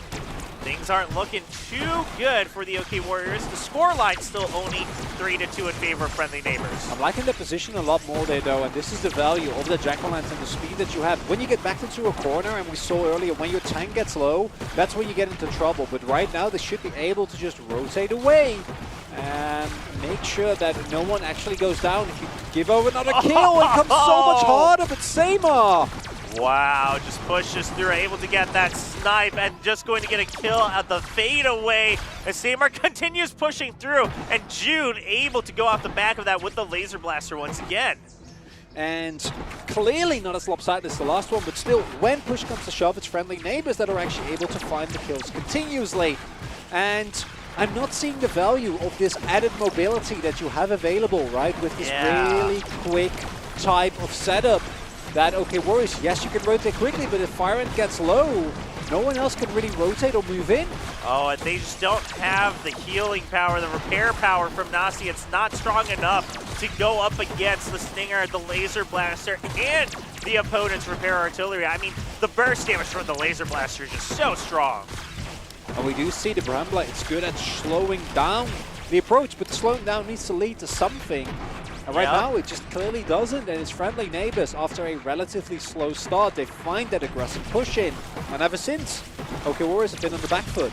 Yeah, I mean, early on, it looked like it could be a little back and forth, but it seems like friendly neighbors have found the answer, and they've just cornered Nasi, and they don't even look back. Meanwhile, Jude and Sparkling just keeping the rest of OK Warriors at bay. Friendly neighbors, they found their rhythm in this game. And no availability at this point with a 10-2 score for OK Warriors to come back. So gotta look towards the next match. And I gotta say, I don't think this was the setup for Team Deathmatch. The lack of tankiness and raw firepower really, really hurting them in the long run there. Yeah, that was pretty rough to watch after the initial couple trades. Now, once you start spotting kind of at different points of the map and you get singled out, the Jack-o'-lanterns, they're just not able to survive. And as Moed mentioned, I think that Safe Haven is a map where if you don't actually use that speed initially, if you don't put your opponent from the back foot from the start, it doesn't really do that much for you. It's not like with Capture the Flag that you can just keep rotating around, keep dragging your opponent. Didn't really have the range advantage. And then when it comes to your straight up fighting, if you try and match one-on-one with a full lineup that's way tankier than you, doesn't work out. Yeah, that's true. So maybe not the kind of comp you want for Team Deathmatch. We got some highlights here, of course. And this was the initial trade. I mean, the Cannon Turret was doing some work for the OK Warriors, and the Brambler as well, trying to keep the rest of friendly neighbors at bay. But Seymar just goes through it. He survives through all of that until the rest of the team can come through. And there you see the exact problem, is that once you get backed into the corner and Fire Ant on the most tanky member is low, you can't do anything, right? You can't rotate away, you can't use the speed, and then as Seymar is, you guys can't stop me. Like, I'm going in, and if you get hit with your Jack-o'-lantern, you get blown up. Yeah, and Seymar kind of having that Stinger, interesting choice, still being the front line, but still doing a little bit of damage over time, just a little bit of poke, but really just acting as a body for the rest of the team. And Jude, I mean, Jude wasn't squishy, but still used Seymar as this extra shield in front of him. You always saw him kind of standing right behind him and then launching out those laser blaster shots, and those were doing chunks of damage against the enemy team. Yeah, especially when it is a body as squishy, right? Yeah. And I think that going into a next match, What you can do, and what I expect, is, okay, Warriors, you say, we're going to try a game mode where we actually can utilize this speed. Okay. Right? Or a map where there's a little bit more open space, and we're actually able to either utilize line of sight a little bit better, or we're able to always rotate away even when getting pushed in. Because now, the straight-up combat, it seems like, at least in this initial match, you might not win out. It's not as bad as the first series, but it still, I think, pretty clearly favors friendly neighborhood. I think so. Well, I think it was really that the friendly neighbors, they kind of figured it out. They were like, okay, well, now we know what your game plan is. We saw your weapons. We saw the body parts you brought in. And we know exactly how to... We just take you down. Yeah, we know exactly how to tear you apart, basically. So they started the first match and they said, oh, you've got your cannon? Like, that's it? The cannon turret? Okay, and then they just pushed through. And then it was a victory. Yeah, it feels like it's a recurring theme, what we've seen here today, where, you know, I like the idea behind trying high-speed builds, but I think the level of execution required to actually make them work and pull them off is a lot higher. Whereas if you pick a tanky body and you just pick the most firepower available, you know, just group and push. Yeah, and that's then true. don't try to overcomplicate it. And I do think, especially if I'm seeing Shark combined with a repair artillery and a cannon, I'm pretty sure that's what OK Warriors going to do here. I like this change, right? And kind of having still someone who's able to hold their own and still provide some of that team utility, a little bit of that long-range poke as well. Kind of looking at what we might be seeing from the friendly neighbors on the other side. Looks like we're still going to see that repair artillery come out for themselves as well. I mean, we've just seen at this point, if you don't have someone dedicated to keeping your team topped off, you're just at a one-sided disadvantage. Yeah, you can't. You need the healing. Yeah, you need a heal. Repair artillery is basically mandatory. I don't think we've seen the team not use it and look okay. Every team that has looked at least decent has been using it.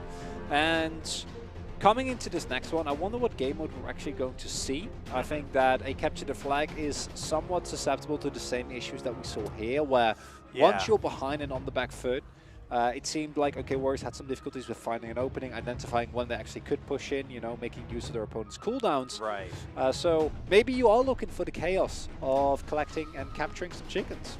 Yeah, maybe. I mean, I'm curious to see what they feel more comfortable with, right? Because, again, the losing team of the previous map gets to choose the map and the mode here. So, Team OK Warriors, what is your choice? I mean, capture the flag, it is very momentum-based, like you said. So I think it's dangerous. Yeah, unless you're confident you're getting that flag first, like you said, it's kind of the same thing again where you're like, okay, well, how do we break through this? I mean, we're already seeing a bit of a change with the Shark and the repair artillery, but is that going to be enough? This is set number 2 between Team OK Warriors and Team Friendly Neighbors. Friendly Neighbors currently leads 1-0 after Team Deathmatch on Safe Haven.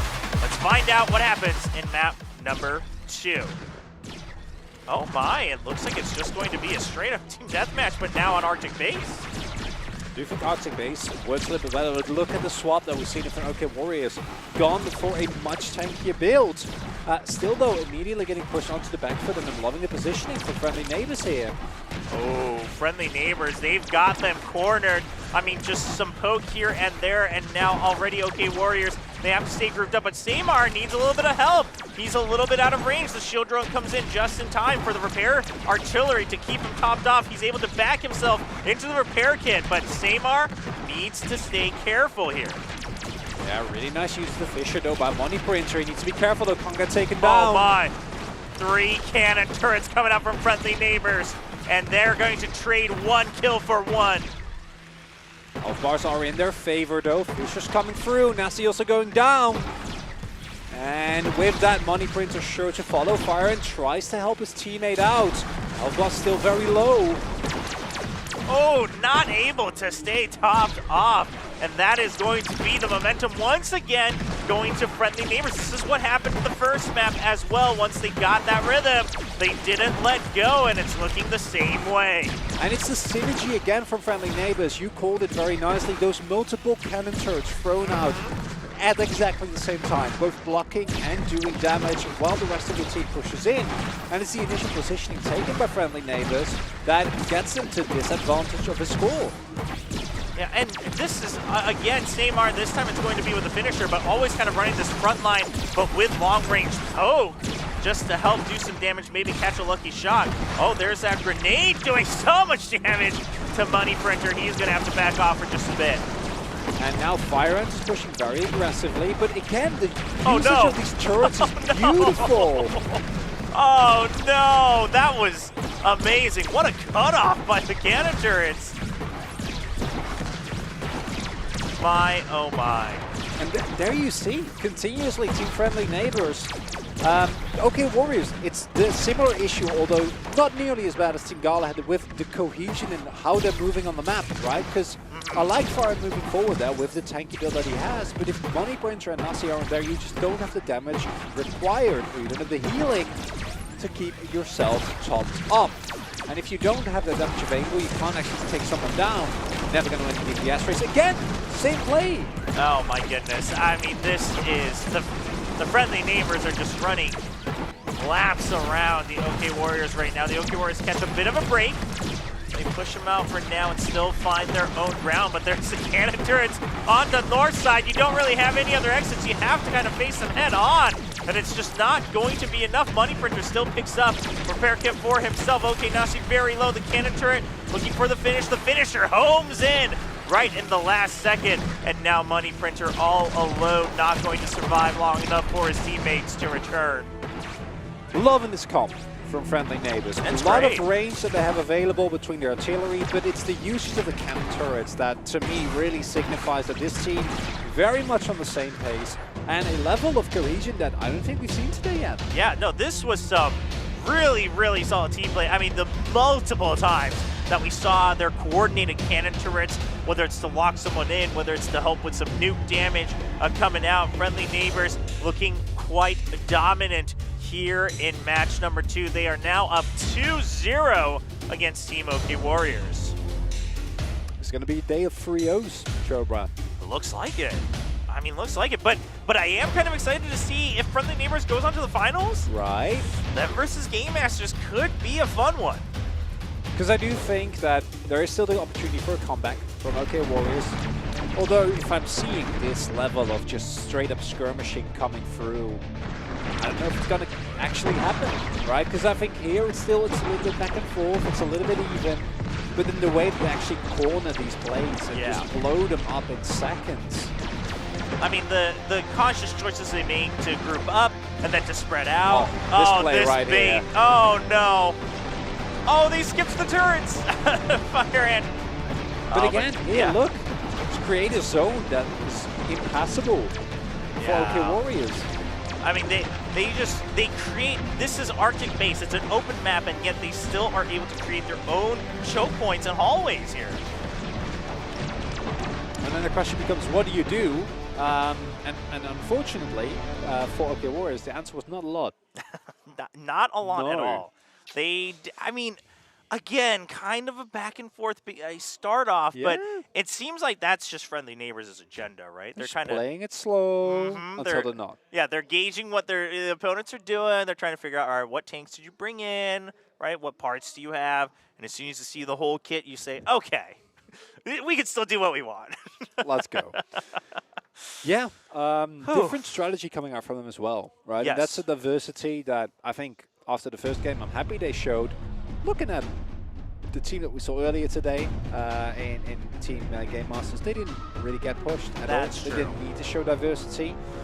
And now, OK Warriors, it's all or nothing. If you want to remain capable of making that finals, you got to win these next 2 games at the very least.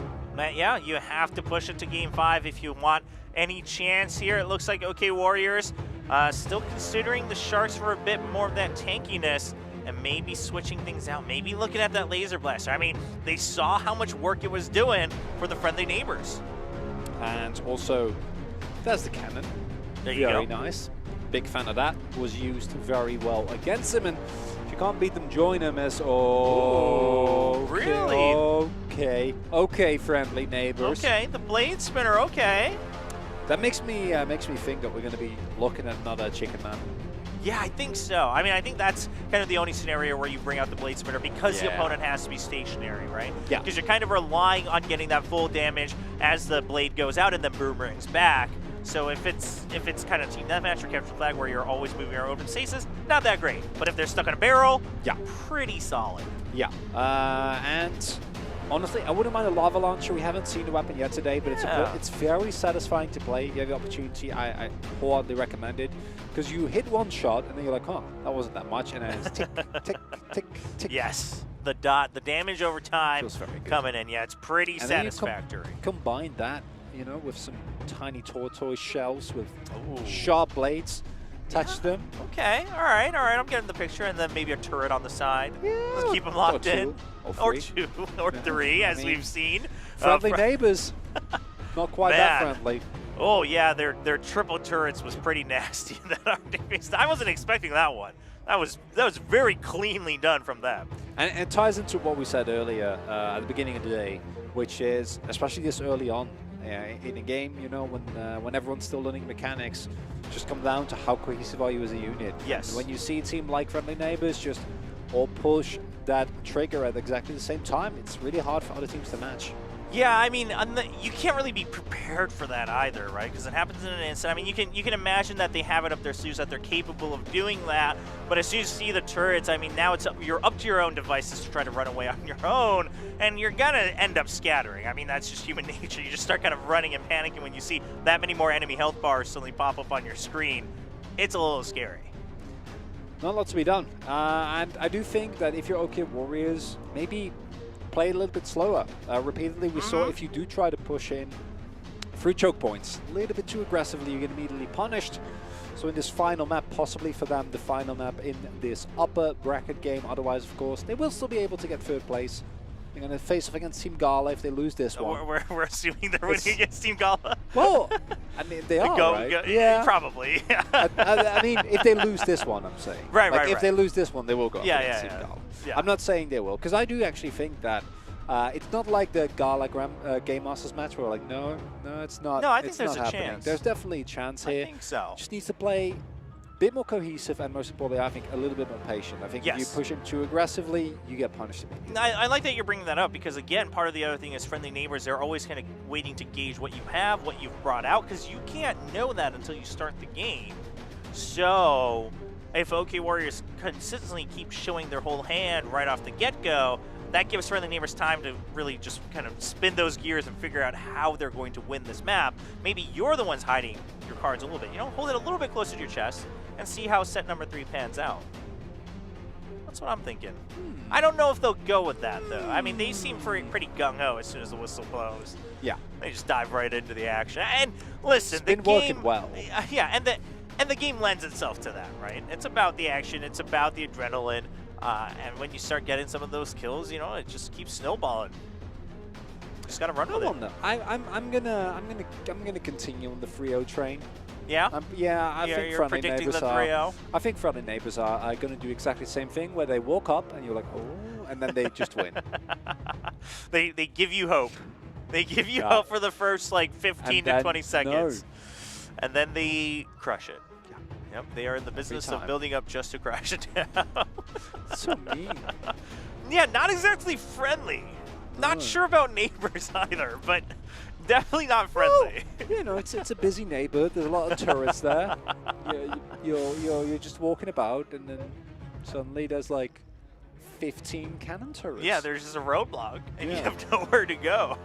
You thought you were on this open glacier, but little did you know you were actually in gridlock. And you know, you're a chicken, so you can't even fly away. Just kind of try and waggle past them, and then it doesn't work.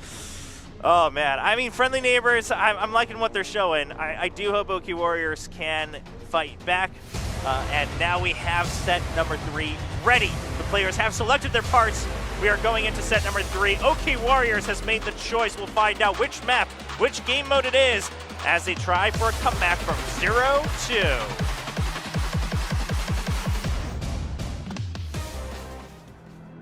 No way. Again. No. Yeah. Really? Team Deathmatch once again. I don't think this is going to end well. On the Arctic base, I mean, listen, they have the laser blaster this time, so that's a bit more hopeful. We've got the cannon as well on Fire Ant, so some changes. Still just, I feel like Friendly Neighbors is just gauging the firepower of OK Warriors, though. Oh, he's so low. Oh my gosh. Oh, okay, Nasi is dead. And that means the healer is gone. And then instantly they take advantage of it and take out Fire Ant as well. 1 kill in the process from Money Printer. Okay, 2 to even it out. I mean, the Laser Blaster, they finally figured it out. It does a lot of work. Looking a little bit better here for OK Warriors. Do not forget, this is a must-win for them. If they drop this one, we'll go down to that 3rd, 4th place match. Oof! Ooh, Seima hitting those shells. It's really important because that is, I think, one of the main damage sources, and that's the poke that you need to hit. And you want to have a chance to move in there. He's just going to have to back out for now, though, as Fire Ant tries to close in. The machine gun turret holding that bridge choke point and the repair kit on top of it. Now that's a double-edged sword for that repair kit, of course, but Seymour's still gonna just snag it, deny it from the enemy team, eat some damage, and that's going to nullify the repair. And now we're looking at a bit of a stalemate. I really like OK Warriors flipping the script here effectively, using a lot of the strategies that Friendly Neighbor used themselves. Seima getting very aggressive, but the shield batteries are low. Oh no, Money Printer wanted to go for the kill, but he's going to get picked off here. He chased too far. Meanwhile, Jude comes back with the repairs, and that's 2 kills in 1. Money Printer, the greed goes a little too far. Oh, and this is what we've seen before as well. If one falls, all will fall. You can't really hold 2v3 unless you have all your cooldowns available. And you need to actually get those kills if you commit that aggressively. I mean, Money Printer had the firepower. That much was sure. If you hit all 4 blasts, I'm pretty sure he would have gotten the kill onto Jude. But unfortunately, he wasn't able to make it. And he gets picked off, closed off for the rest of his team. Now Fire Ant is going to push forward, but here we go. The turret's closing him off again. He's on his own island here against so many members of the enemy team. And in the same spot, the same thing happens to Fire Ant as did in the last game. And I think it's the pressure, right? You're down 0-2, you think you can make it. Friendly Neighbors, they play it slow, they play it safe. They give them a false sense of security, but looking like OK Warriors 4 kills down, need a miracle to get back in this one. And now it's 5, and it's just counting up higher and higher. Nasi all on his own, trying to heal up. The Shark not looking too happy, looking at the ground as he's trying to crawl back forward. But it's not going to be enough. 9-3 lead for Friendly Neighbors as the clock counts down. Grenades being traded, but Friendly Neighbors do it once again. They are able to just play around that one choke point so well, which brings them the 3-0 victory against OK Warriors. And that means they're going to face off against Team Grandmasters in our final match of the day. But of course, first we're going to look at the 3rd, 4th place match, which now we know going to be Team Gala taking on Team OK Warriors. Gotta say, I do think OK Warriors look a lot better. Yes, they got 3-0, but didn't feel quite the same.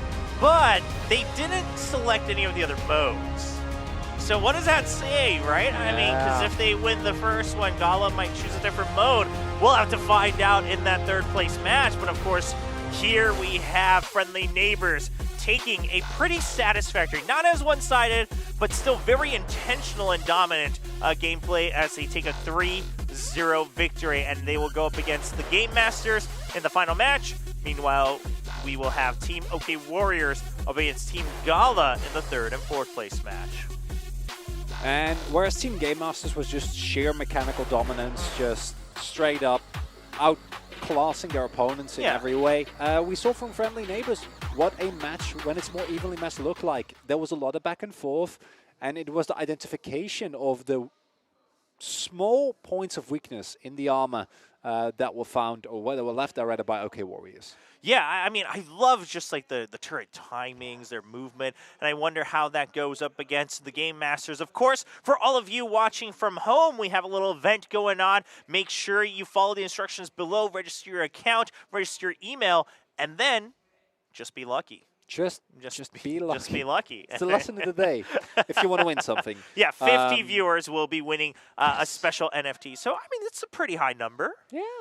50's pretty high. It's not bad. I mean, it depends on the viewer numbers. I guess so. Well, we're going to take a quick break, and when we come back, it will be the third place match between OK Warriors and Team Gala.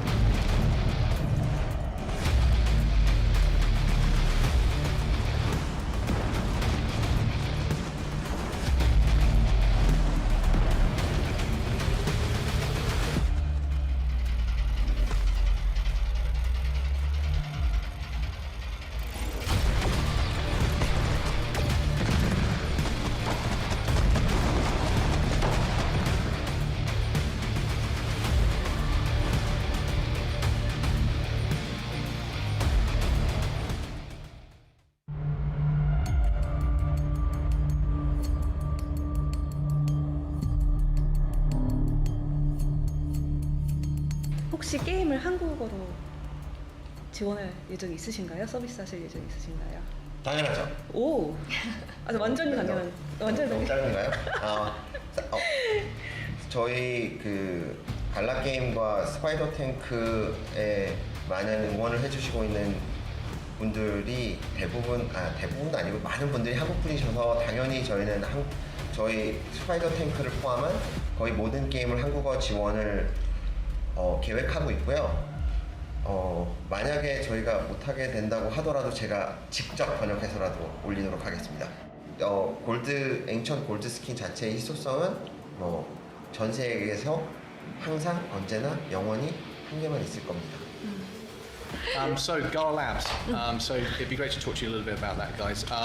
So Gala Labs is all about innovation. So anything for our future games, different technologies, that comes from the labs department, which is what I head up as well as part of my role as CSO.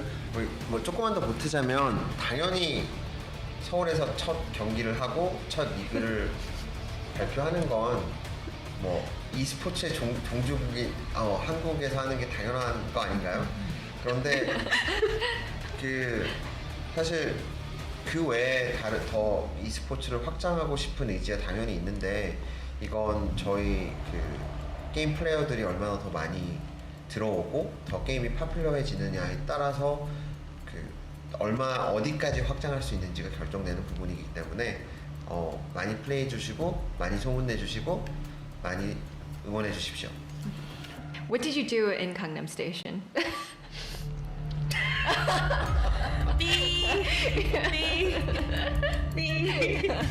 There was a question for you. Do you smile at all? Is it your face? There you go. So give us a smile or a laugh. 사실 여기서 되게 페이커 모델로 써주세요. 저희는 여러분들 중에 한 명 페이커 같은 분들이 나오면 좋지 않을까? 이런 생각도 하고 있습니다. Yeah, no, I think I'd just like to say to obviously everyone on this call is a node owner, and they're providing an incredibly important part of supporting our ecosystem.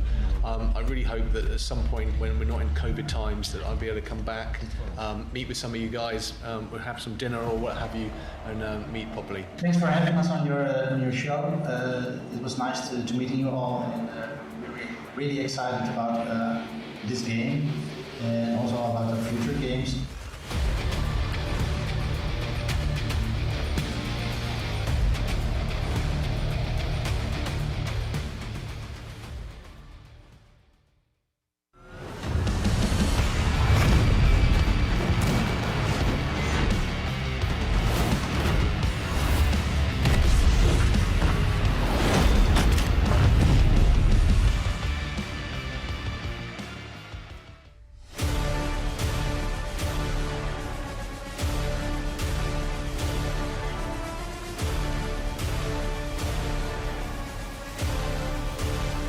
We are live from Seoul, South Korea, continuing the Spider Tanks World Cup Seoul 2021. Trevor here with Chronicler, and we now have finally seen all four teams at least once. Unfortunately, both matches were 3-0, so a bit on the shorter side, but now perhaps a bit more evenly matched up, right? We have the third place match, and then the final match awaiting us. First up is the third place match between Team OK Warriors and Team Gala. Thus far, the quality of matches has just been steadily increasing in terms of competitiveness, you know, because the final game in the first series was already a lot better. There were a couple of chickens getting deposited by Team Gala, and then, as you said, I think the second series, yes, it was a 3-0, but there was still a lot of moments where OK Warriors looked like they were able to match, found multiple kills. It was just the cohesiveness that was lacking a little bit. Now, hopefully, we're not going to have another 3-0 on our hands here, because personally, I'd like a little bit more back and forth. I want to see more maps. Yeah, and I want to see a little bit more kind of shifting of maybe the tank parts or maybe the strategy here between the two teams. And we might have some hope there because Team OK Warriors, who put up a bit of a battle against the friendly neighbors, now they continued to just choose Team Deathmatch. They didn't choose any of the objective modes. So this means even if they win the Team Deathmatch, if Team Gala chooses the other modes, we have no idea what to expect from these guys. I wonder what's going to happen, because I agree with you. They have clearly favored the Team Deathmatch. Now, I do think that if there is one mode to be good at. Team Deathmatch is the safest one because whereas the other ones, you know, involve, like I said at the top of the day, a little bit more strategy, I think a little bit more back and forth, a little bit more depth. You still got to be able to actually win the skirmishes, to actually beat your opponent, take them down. And for Team Gala, that has been tough. Yes, I think it's safe to say today. Yeah, it's been a bit of a tough moment. Of course, they were still having fun on stage. They were loving it. Just being able to play with these content creators and the community members here for the World Cup Seoul 2021. But we'll see if things can be a little different here. Of course, Team Gala, members of Gala Games here representing a team for the World Cup. And they've already won, right? Like that everyone's loving the game. They're having a great time. Yeah. Event thus far has been very, very fun. They themselves clearly do not care whether they're winning or losing. You know, they're trying their best, but we can see them just accept the situation as it was. Now I do think that, as coming in today, we said Game Masters clearly the favorite just to take it all, to take that first place. So against OK Warriors, I'm hoping, not expecting, but hoping that Gala will be able to put up a little bit more of a fight. Whereas OK Warriors, well, they surely will have some pent-up aggression after getting 3-0'd by the friendly neighbors. Yes, I would think so. And we are taking a look at what might be some of these initial parts that both teams are bringing in. Earlier, we saw Fire Ant from OK Warriors with the Shark and the Cannon, sticking with what seemed to work a bit better in the last two maps. And now we're looking at Bitbender going with that finisher. So we're seeing more and more of that pop into our games today. Yeah, I personally don't mind the finish, as mentioned. I think that it's a great weapon, has a really, really long range, but still has a lot of power when you back it up with other weapons. Great as, surprisingly enough, a finisher when they're low. It had to be said, because it's actually true. It's right? true. That's how it's been used as well. That's what it's for. Yeah. I mean, it homes in a little bit. But it has the longest range in the game as well. The only weapon has a range of 30. And then even when compared to things like the laser, the sniper rifle, actually outranges them. And for a homing weapon that does as much damage as it does, it's pretty strong. It is. It is. I mean, I see what it's supposed to do. It just seems to outshine some of these other weapons just a tad bit. And perhaps that's why we're seeing everyone trying to have at least one of them in their composition here today as we've seen the maps progress. So already we're seeing some changes, though, for our Team Gala. So that's good news, right? They're watching what's going on. They're reading what's being put out on the field. And now it's going to be set number 1. Once again, it starts with Team Deathmatch on Safe Haven. This is a fight for third place between Team OK Warriors and Team Gala. Who will take the lead on their road to third place? We find out now. And it's again Jack Atlantic coming through. Team OK Warriors immediately putting the pressure on Team Gala, who in the past have not been able to deal with that. Oh my, it turns into a duel and Fire Ant turns it around. Immediately the rest of OK Warriors home in on a second kill. 2-0 win, or lead so far for the OK Warriors. Yeah, now you can try and play as aggressively as you want, and you can't beat them. You gotta be a little bit careful. Okay. He lives. Woo! Survives just in the nick of time. And Irrelevant actually coming in with some extra repairs here, it looks like. And we have seen not only the repair artillery being used, but second game in a row where we see the repair gun. Higher rate of fire, lower healing when it comes to the individual shots, but able to get a little bit more done, albeit less bursty than we see from these explosions. Yes. But also, in some ways, easier to aim as well. You got to take that into account. Of course, your artillery takes a little bit of time. You have to lead a little bit, and Bitbender just gets caught off guard in the corner once again. And you can tell, I mean, OK Warriors, as soon as the one kill goes down, they get at least a second one. And Team Gala, I don't know if today is their day. I see this match going very similar to what we saw. Although, to stay in line with the progression, it's not as bad as the first Team Deathmatch. It's not. It's not at all. No, I agree. It's honestly... It's an improvement. It is an improvement. We've seen some weapon changes as well. And now, Akaka with the executioner trying to fight back. They're trying to take out the cannon turret. I mean, listen, they already have one on the board, okay? I mean, this is a huge improvement. And it's a win. it's a win in our hearts for Team Gala. Bitbender gets stuck on the silo once again. And listen, let me tell you, if you are not exactly careful of where you're going, you get stuck on the corner a little bit, and you think you're pressing the right buttons to move around, you get caught off guard, and you are just a spider that's stuck on the side of a wall, ready to be smushed. And here we see the base level of cohesion that we mentioned earlier. Very nice 1v1. Oh, Akaka! Can he get Nasi? Nasi's pretty squishy. No, it's not going to be enough. There's just not the killer instinct necessary whenever someone dies. Gala still not quite sure, right? We saw them take someone from AK Warriors down, but then that in itself is not enough. You need to actually go in, and now they go in one by one, walk into the meat grind a bit, then they can barely get back, but 8 kill deficit with 30 seconds on the clock. Doesn't look like it's happening in this one either, Chobra. No, I think this is going to be another L for Team Gala, but they're definitely, they're definitely learning and improving from what they're watching so far, just even within the day. Now, with 2 kills, can they get one more before the clock ticks down? But Fire Ant's not going to allow that to happen as he closes in from the side with the cannon, and he just keeps them closed in the corner. Bitbender finally finds an exit. Irrelevant heals him right back up. And it looks like that should be it. 11-2 win for the OK Warriors as they take that first set victory in this 3rd place match.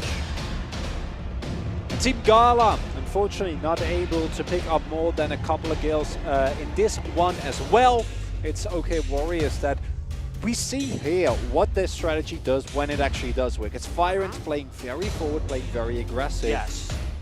Putting a lot of pressure and then buying space and time for the rest of his team to either go for a flank as a 2-man unit or pick someone off and kind of go from there. And this is something that we saw the friendly neighbors were able to withstand. And once you withstand it and you buy some time, they're good. Yes. However, that spirit cannot be broken. Yeah, I mean, Team Gala just happy to be here to take part in this with everyone both here in the studio and, of course, watching from home. So that's great to see. But I think what we're seeing here is OK Warriors, they definitely had a chance. And we talked about their chronicler. They had a chance against friendly neighbors because clearly they have the right state of mind. They were just caught off guard at the wrong moments when they were up against friendly neighbors earlier. All you see there, money prints are very costly misses. If you miss 3 of those laser shots back to back to back, not a lot you can do. Akaka very happy picking up that freebie. But it's like a tiny sip of water on a hot Korean summer day. It's not going to get you very far. Yeah, it's just that one moment, It doesn't last very long. You have respite for one moment, and then you're back into the meat grinder for Team Gala. And so the OK Warriors, they get to kind of get a little revenge just on a different target here after their previous match. Not a lot to be done for them, though. And I'm starting to get worried. And I know we said this at the top of the day, but it might happen. I don't know if Team Gala are going to pick up a win. They try to keep our expectations low. They did. And they were low. Yeah. And I think they're going to live up to the expectations they've set for themselves. And I do actually think that and we keep joking about this, right? But they keep getting better. They don't think it's at the pace, though, that you need to get better. Yeah, I mean, I think it's just kind of watching what these other teams have figured out in preparation for this event and saying, oh, so that's how you're kind of reading the meta right now of what you want to do. So we're seeing some of those changes, but we'll see if they continue that improvement. Looks like we're looking at Nasi here with the Jack Lantern and the Repair Artillery, kind of the designated healer for OK Warriors. Has the grenade on top of the cannon turret just for a little bit of extra firepower. And of course, this does mean that Team Gala is currently selecting the 2nd map and mode. And we talked about it, presumably should be an objective-based one. I'm hoping chickens. I am too. I just always default to chickens. Just can't go wrong with that game mode. Yeah, you're right. You can't go wrong with it. You've got chickens, you've got chaos. And there is I think a lot more opportunity, even if you're a weaker team, because you know when your opponent's going to make certain moves, you know when they're going to try and go. The only downside is I think it was the OK Warriors, or sorry, the Game Masters match against Gala, where once you do take control of the middle on the map, like the jungle temple, then you don't get it back, and then you can't deposit either of your chickens, or do anything. So as long as you avoid that scenario, you should be feeling pretty peachy. Yeah, I think so. I think they should be okay. I'd like to see some chicken. Of course, we took quick look at Irrelevant running with the muzzle on the repair gun, not the artillery, so a bit easier to aim, smaller heals at a time, but you can still try to spam it pretty quickly, try to get your allies topped up. Of course, the rest of the teams, the players, still able to change their parts around a little bit here within the time limit in between each set, so we'll see if anything different comes out. You think OK Warriors, do they just stick with what they've done so far? Yeah. No changes necessary? I don't think, unfortunately, for us and for Team Gala, I don't think anything's going to change in terms of setup substantially. Okay. And I also don't think anything is going to change in terms of outcome. Oh, you did not. I mean, you make it sound like a very controversial statement, but I feel like it's very in line with what we've seen today, the statements of Team Gala themselves, the levels of both of these respective teams. I don't think it's a controversial statement. No, I think you're okay. I think you're safe on this one. I'll let it pass. Now for the finals, that's what things get a lot more. I am pretty curious already. Yeah, I mean, be good. We're kind of having fun, both, you know, whether it's everyone on stage, whether it's us, hopefully all of you guys at home as well, here with the third place match. But the finals, I don't know what to expect from that one.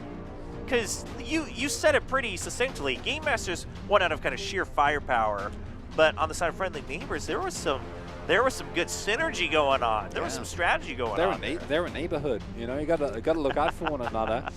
And I think also what we see here, although it's not as pronounced as in the first match of the day, is that Team Gala also just a weaker team, so they're going to make you look better. All right, well, Team OK Warriors, can you continue to try to get your own 3-0 here to secure third place? Team Gala selects the mode and map here for set number 2, and it is going to be the Chickens coming in here at the Jungle Temple.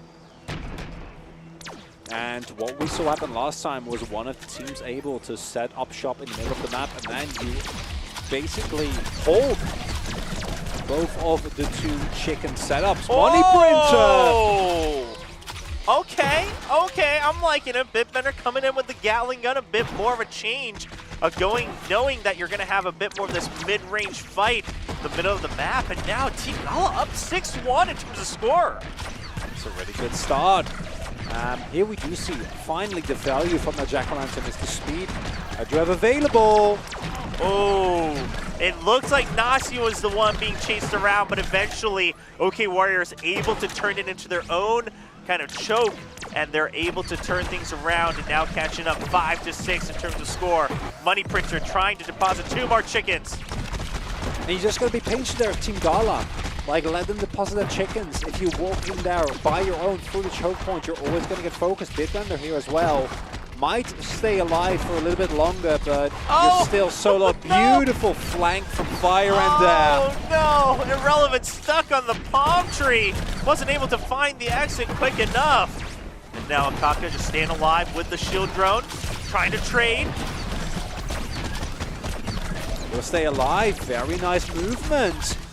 Able to get away there. Fast. Fire Ant is chasing.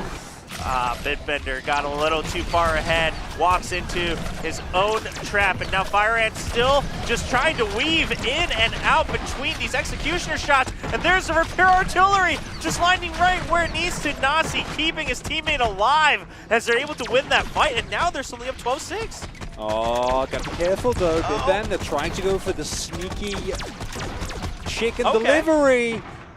Got all bad. Yeah, got all 3. I mean, you know, he was just tanky enough to survive from that grenade.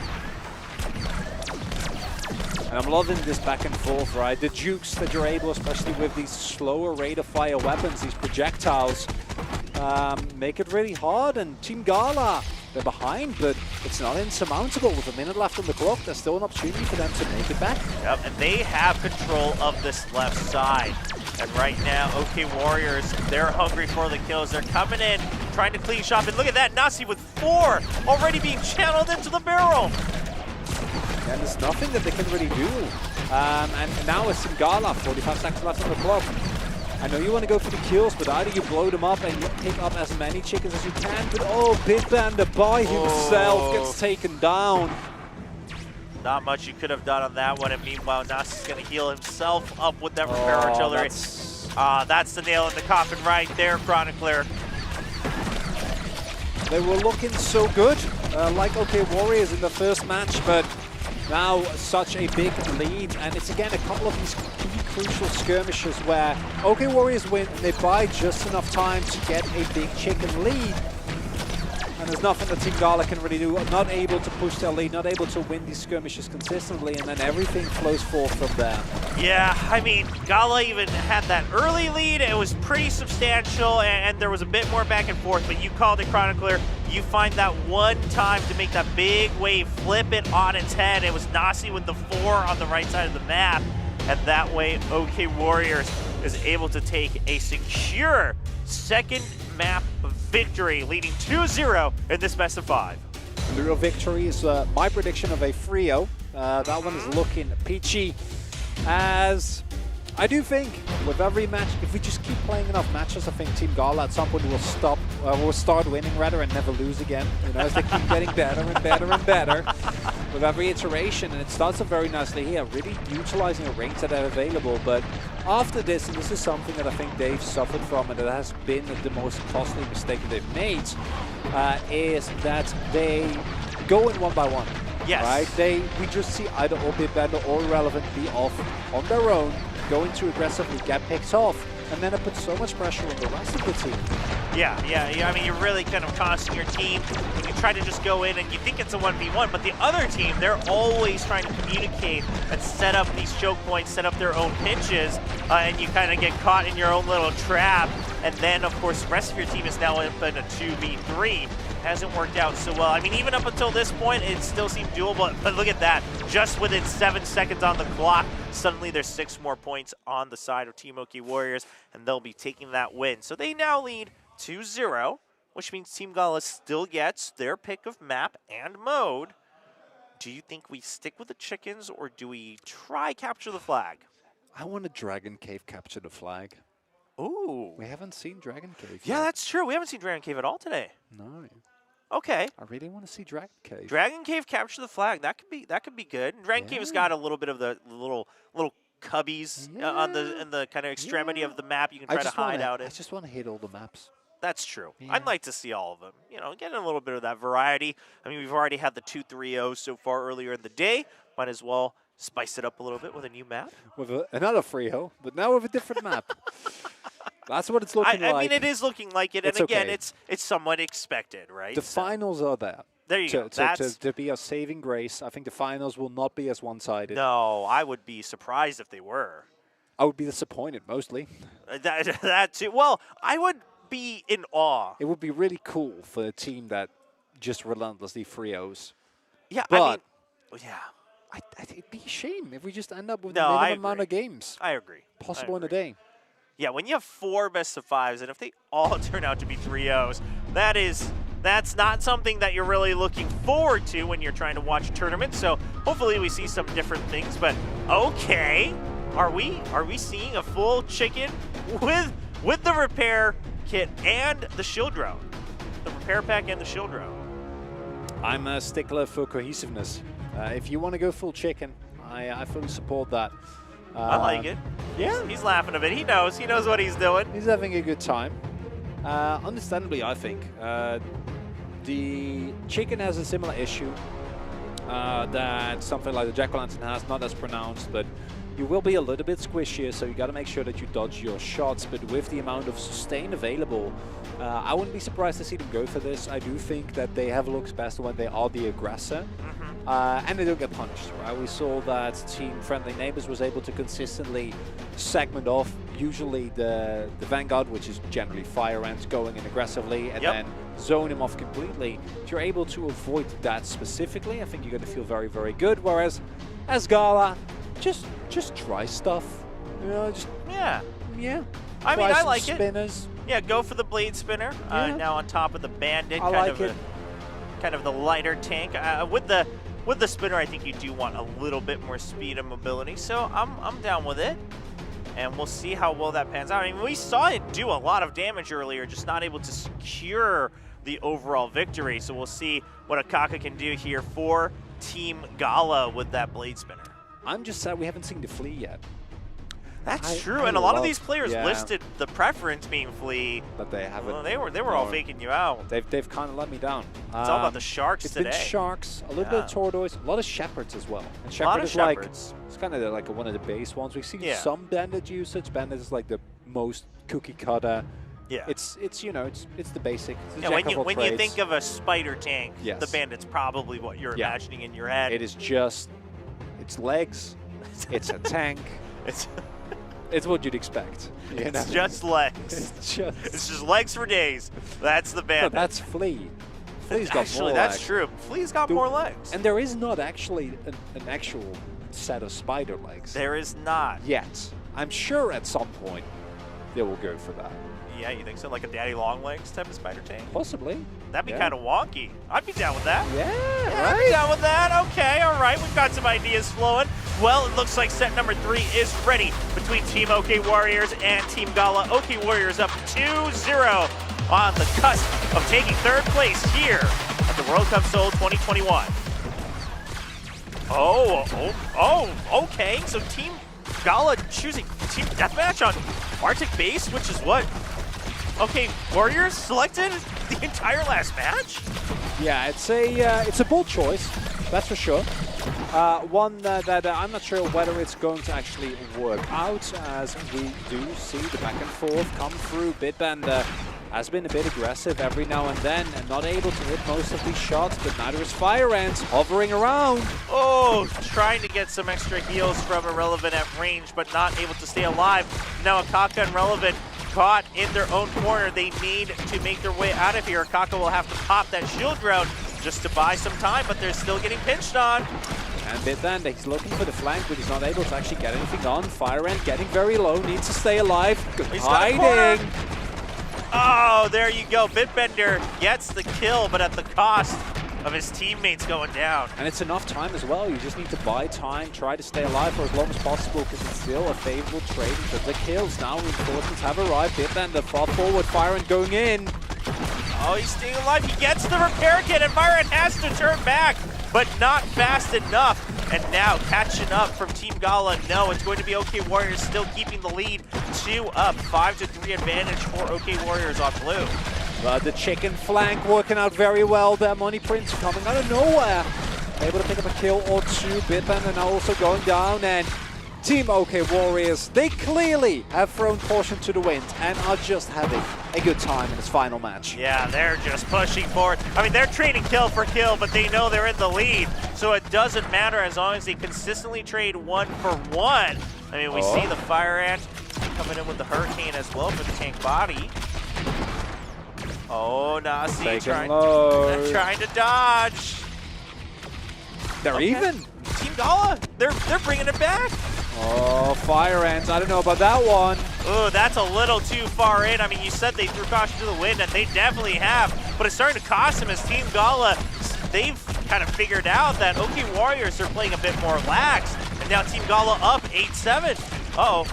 And Bitbender will go down, equalizing the score. Money Printer and Nasi waiting for reinforcements coming in. Cannon doing a great job of zoning. Relevant getting flanked there by Fire Ants. Oh, he's dodging and weaving. He's trying to stay alive, but eventually, finally goes down. Oh, and that was a great opportunity there for Team Gala, but goes back again. Now Bitbender already committing when it's clear that the skirmish is lost, and now they're a full team wide behind. Even if they kill everyone from OK Warriors and don't get another kill, doesn't look like it's gonna happen. Yeah, unfortunately getting just a little too excited and getting caught off guard. 13-8 lead for OK Warriors with 25 on the clock. They're having a bit of fun. They're playing extremely aggressive. It was working out until it wasn't for Team Gala. And now, unfortunately, they will stay on 0 wins on the day. Yep, looks like it with only 10 seconds left on the clock.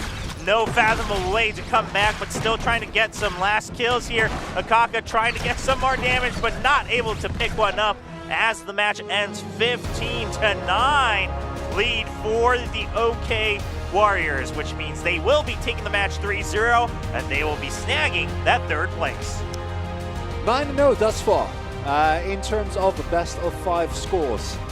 Only one 3-0 left, and we've gone the full 12-0 day. But we're all hoping it doesn't happen. Very well done by Team OK Warriors, snatching themselves the 3rd place, able to pick themselves up a prize that's just a little bit nicer. Not just getting the skin, but getting an actual part. At the same time, I'm sure with that last game, they're like kind of relieving some of the frustration of not being able to play out the matches a little bit cleaner, maybe earlier on against friendly neighbors. There were some opportunities there, but definitely playing nice and aggressive rather in this one. Yes, OK Warriors, I think, showing what they wanted to do from the get-go, so that will secure them that 3rd place match, or 3rd place. Team Gala, of course, that means they will be resting at 4th place, which again was the expectation they set for themselves and for everyone else. They're just here to take part. They were just here to take part in the event. They're trustworthy, and I respect that. Because they set the expectation and they lived up to it. They said they were going to end in loss. That's true. And they delivered on that promise. This is true. They delivered. And hey, I mean, so far from everything we've seen, Gala Games, they seem to really want to make sure they build that trust and communication with the community. And they are continuing to do that even in the esports aspect, where they set up the expectation and they met it. Goal met. I mean, you couldn't do any worse. Both literally and in terms of the expectation.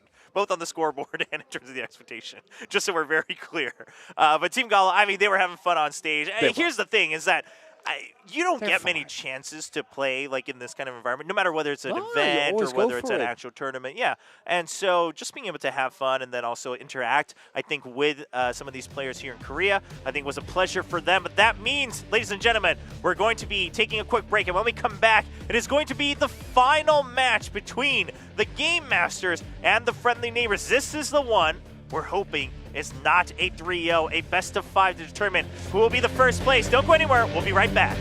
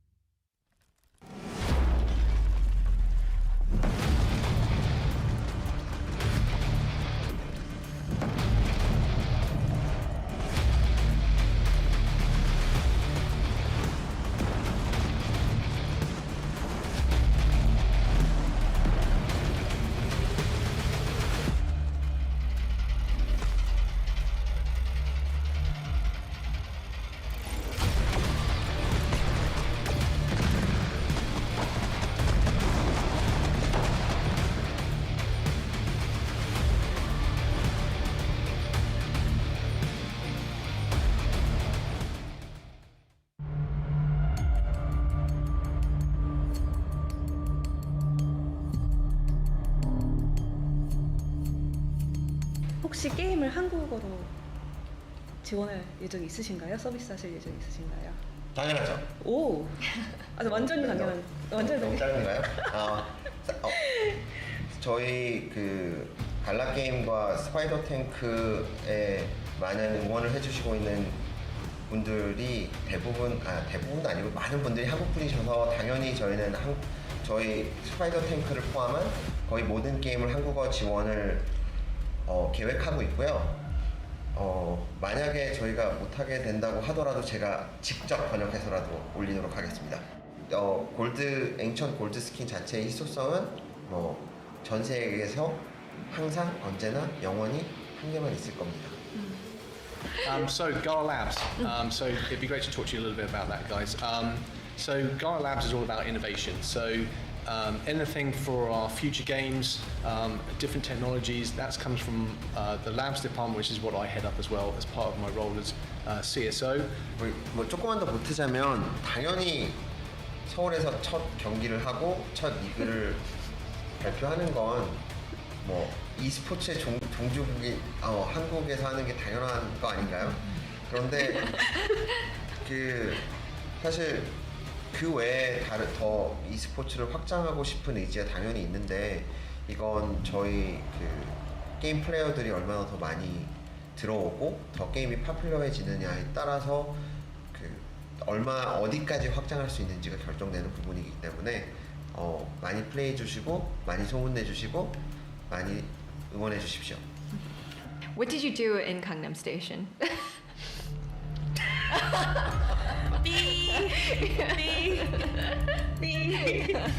There was a question for you. Do you smile at all? Is it your face? There you go. So give us a smile or a laugh. 사실 여기서 되게 페이커 모델로 써주세요. 저희는 여러분들 중에 한 명 페이커 같은 분들이 나오면 좋지 않을까? 이런 생각도 하고 있습니다. Yeah, no, I think I'd just like to say to obviously everyone on this call is a node owner, and they're providing an incredibly important part of supporting our ecosystem. I really hope that at some point when we're not in COVID times that I'll be able to come back, meet with some of you guys, we'll have some dinner or what have you, and meet properly. Thanks for having us on your show. It was nice to meeting you all, and we're really excited about this game and also about the future games.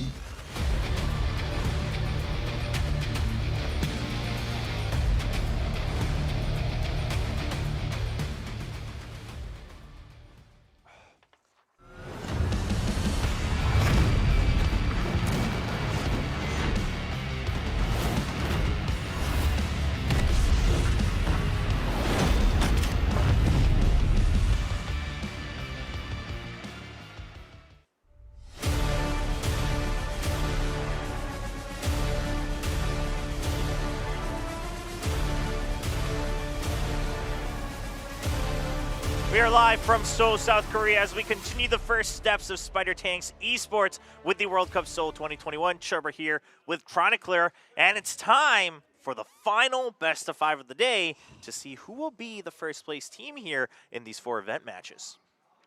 Could have had almost double the games.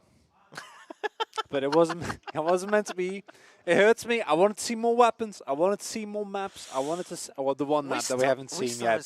There's still a chance. That's what I'm clinging on to desperately. There's still a chance that we get to see the full scope. Yes. That people start to play completely different things instead of just, admittedly, the very strong mana variations that we've seen thus far.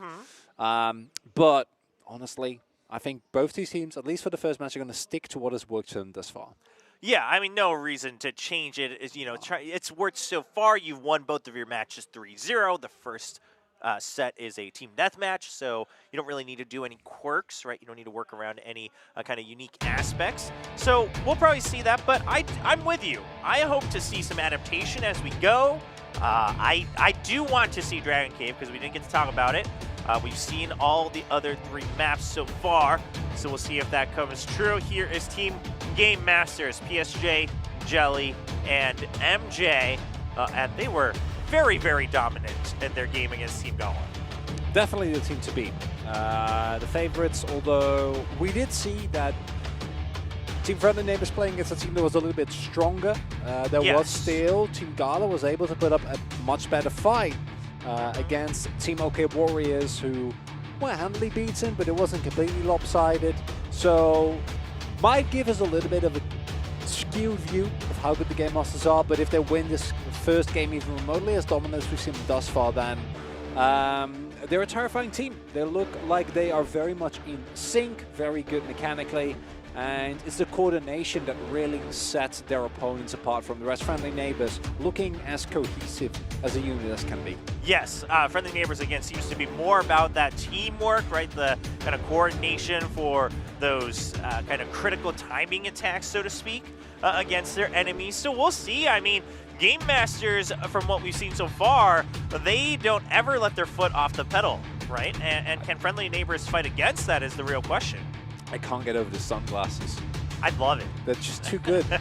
You know, it's sunglasses versus the lavender track pants. Yes. It's a battle of the ages.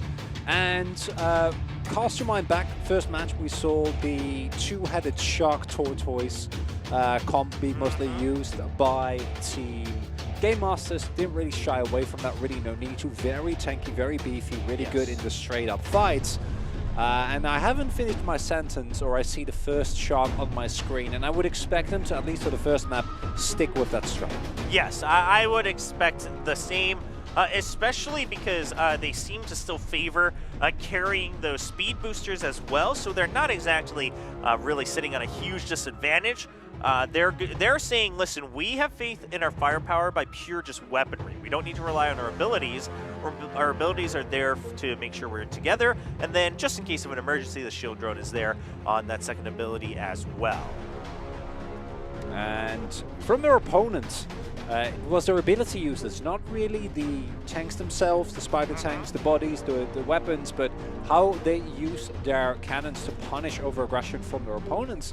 But with how, I want to say cohesive, the Game Masters have been, I don't know if they'll leave as much openings for such punishes. Yeah. And I wonder what happens to Team Friendly Neighbors if they aren't given those openings. Do you think that in terms of range, with this laser blast already looking quite nice, wonder whether they're going to remain trying to kind of look and find that range advantage, which, especially in a deathmatch situation, can really make your life a lot easier.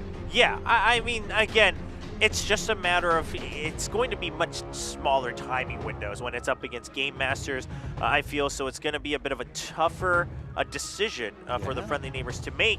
Looks like they're still sticking with the laser blaster, though, so that's, I mean, that's been working out quite well, as we've seen the strength, if you can hit all 4 shots, and it's going, you're going to want to hit all 4 shots when it's up against the sharks and the tortoises, so to speak. Just hit the last one.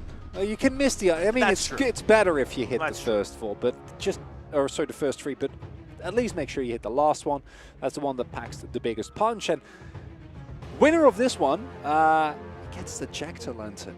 That's true. And you know, we can talk about balance all we like, but I just think that walking on a 3-legged pumpkin that like kind of creepily, speedily makes its way across the entirety of the field is just cool. Are there any 3-legged creatures, like, actually? It's a very good question. Because I'm wondering, like, oftentimes when we look at robots, you know, in any scenario, there's a lot of 3-legged robots. Yeah. But are there any 3-legged creatures? And are they faster? It's the real question. Well, that I don't know about that, but I'm 100%. There's probably a creature out there. Probably. And maybe there's it's a really, some weird creatures out there. Maybe it's a really obvious one that we're not thinking of. You know, someone sitting at home is like, how can you not think of animal in question? I can see it happen. I don't necessarily know. No, I'm kind of scared I asked that question. I'm like, oh God, what did I do? It's always a big risk, but you know, we try to stay away from it as much as possible. We're not biologists. We're not confused turtles and tortoises already today. Yep. So I think the barrier has been set quite low. Yeah, yeah. We've also set our expectations quite low for ourselves. Yeah, we're learning from Team Gala on they what lead by example, honestly. On what biological knowledge we can share with our viewers at home. So don't worry, we're not going to raise that bar anytime soon. Not within the day, at least. No. But of course, we can tell you more about the spider tanks, though. Not so much about spiders or other creatures, but spider tanks we can talk a little bit more about. And I am curious, are we going to see Sharks and Tortoise just stay throughout the entire finals? Or will we see, because I believe it's, PSJ on Game Masters who, they mentioned that they like the Flea. You like the Flea. I would like some Flea gameplay, but they've been sticking with the Shark, though. I don't think if you keep winning, just keep playing it. Like there's no need for you to change. If this really bulky death ball style composition is what actually gets you the wins, and your opponent can't really pick it apart, then I think it's fine. I think in deathmatch specifically, death ball comps are really, really good. I think that on other maps, especially if you're as good at teamwork as we've seen Friendly Neighbors be, then you should be able to actually pull that apart. Right? Yes. So I think that even if you get the first win, I wouldn't mind them swapping when we move away from deathmatch, when we go to capture the flag, where you want to really try to look for those flanks, try to get onto the flag carrier, or try to run away with the flag. That's why I'd say get some Flea gameplay up in there. Okay, yeah, a little bit more speed, a little bit more flank. More flexibility. Yeah, I'd be down to see that a little bit. I am curious. I mean, even Team Deathmatch, we've seen those crazy turret placements from Friendly Neighbors. I mean, if they are able to split up Game Masters and their little death ball, like you said, that is going to be a moment. That's going to be a moment to remember here from the World Cup Seoul 2021. Should be good. But who, like, that's my core issue, and I think the main question I have going into this game is, can you actually break up Death Ball with just those turrets? Because they are on very Safe tanky. Haven, especially, because we know that that's the first map. Yeah. Yeah, I don't know. I mean, Game Master's usage of the speed boosters is really good. Honestly, I think at this point, just run double repair artillery. Yeah, I'm not kidding. The damage is really good. So you run double repair artillery of like full beef tanks. And you get like a shotgun or a flamethrower, and then you run at them, and then you double heal. Okay. All right. Well, maybe that's the strat to keep in mind as we go into set number 1 between the Game Masters and the Friendly Neighbors. They both won 3-0 so far. Who will take the lead here in the finals? We find out on Safe Haven in Team Deathmatch.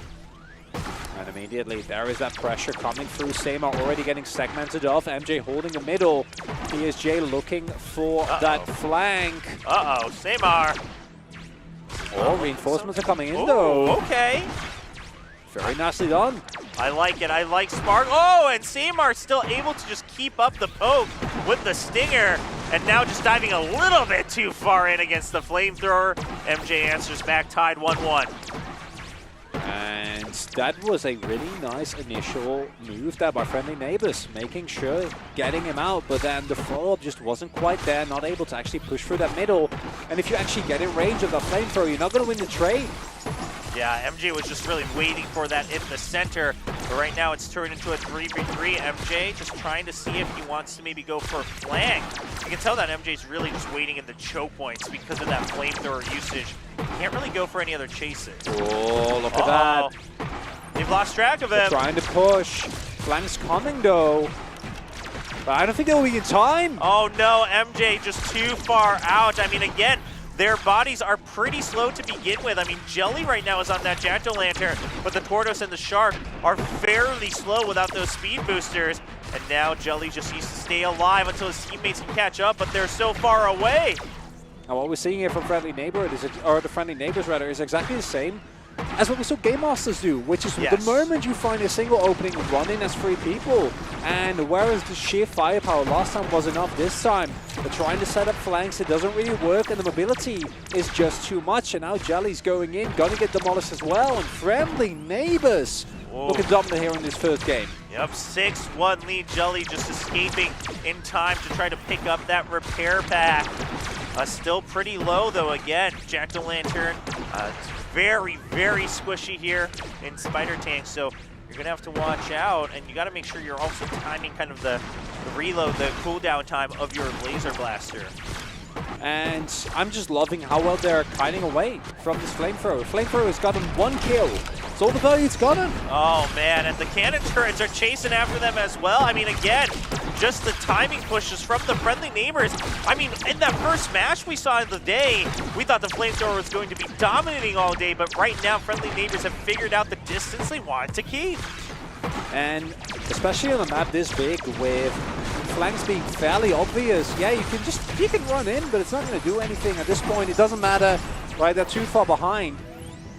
But unlike Team Gala that kept engaging when they didn't have to, we see friendly neighbors really utilize the mobility advantage that they have against a team with superior up-close firepower. Yes. And then we see the downside of going for like one of these death block compositions. If you get kited out and the flank is never an opportunity, there's not much you can do. Yeah, there's not much, and right now it's just PSG desperately trying to keep himself and MJ alive. Has to use the shield drone. Jelly trying to take that opportunity, but the cannon turrets are keeping Jelly at bay, so the friendly neighbors still just keep pushing forward. The turrets continuing to be the real victors here for the friendly neighbors. I mean, their turret usage is just impeccable. And it's the community team that's looking to take a lead here. Wins the first game in this finals, and if the matches previously to this are anything to go by, that means that they're going to win, which I hope isn't going to happen. I think we're going to see a bounce back. I think we're going to see different tanks, but great start here from the friendly neighbors. I mean, 14-1 is a pretty dominant scoreline here for the friendly neighbors, and you've got to be pretty happy, right? You're playing up against the gaming influencers, the content creators, and you're proving that, hey, we were born in spider tanks, right? That's the friendly neighbors right here, you know, and they didn't just merely adopt it, they were born in it. They're coming in, showing what they can do. You like that one? True, bro. How old do you think spider tanks? I don't think the game's that old. I don't think these players are that young. They're definitely playing well, though. And I just love the fact that they're called the friendly neighbors, and they're by far the most cohesive and well-oiled machine that we see here. Yeah, I mean, taking a look at the highlights, and this was the initial trade, but pretty much every kill here forward, I mean, it's all about keeping their flanks covered and then going, look at that, the pushes with the turrets, and then covering their flanks with the turrets at times as well. You just see, this flamethrower just got no value at all. Yes. Unlike the previous matches where we saw Gala continuously opt into trying to outtrade, they just get kited out. The moment you actually do try to go for a flank on a map as big as Safe Haven, it doesn't work, right? This is not a map like a jungle where you can just get a little wraparound. You have to walk all the way across the silos, all the way across the bottom of the map, and that gives more than enough opportunity for friendly neighbors to push in. Yeah, and your flanks are pretty well telegraphed as well because of that same problem. I mean, oh, look at this, the cannon turrets as well. I mean, I think if you're going up against the friendly neighbors, you have to have an answer for the turrets seems to be the big problem right now, and both of their opponents haven't figured it out just yet. Just kite them out, right? They kite you out, just try to win the range battle. I think that they're going to keep opting into this strategy of using these cannon turrets, but the range for dropping them is actually quite low. Yes. I think you need to move away from these melee-oriented compositions. Clearly, they're not going to fall for it. I don't think on another map it might work a little better, but I think you just need to shift away completely from that strategy, pick up finishes, maybe pick up a laser blaster or two, and then keep that healing going, and then just try to really use a little bit more mobility and kite back better. Yeah, we saw the finishers kind of running rampant earlier in the day. Yeah. We didn't see it in that game, so I'm thinking the Game Masters, they might go back to the finisher here with the Sharks as well. The Jack-O-Lantern also didn't get as much value for the flanks, but... Oh! Whoa! Yep. Okay, going for the fire artillery from Jelly? Yep. Yeah, I love it. That's what I want to see. This also, to me, signals that they want to go for either chickens or capture the flag on a map with choke points, right? That's what you're looking. Yes. You're going for the fleet. You at no point ever want to actually engage them. You have an artillery weapon. You have the squishiest and fastest body in the game with a speed boost, right? I wouldn't even mind if they swapped out the shields. I think this provides you a little bit more playmaking potential, but... I'm expecting them to go for a completely different strategy, provided how well we've seen this usage of these cannon turrets and machine gun turrets. I'm very happy to see them swap it up. Yeah, I mean, we'll see if he runs with this. The fire artillery seems to be fixed. The crab there for Jelly, so we'll see a bit change in both. Right now we're looking at over on the side of the friendly neighbors.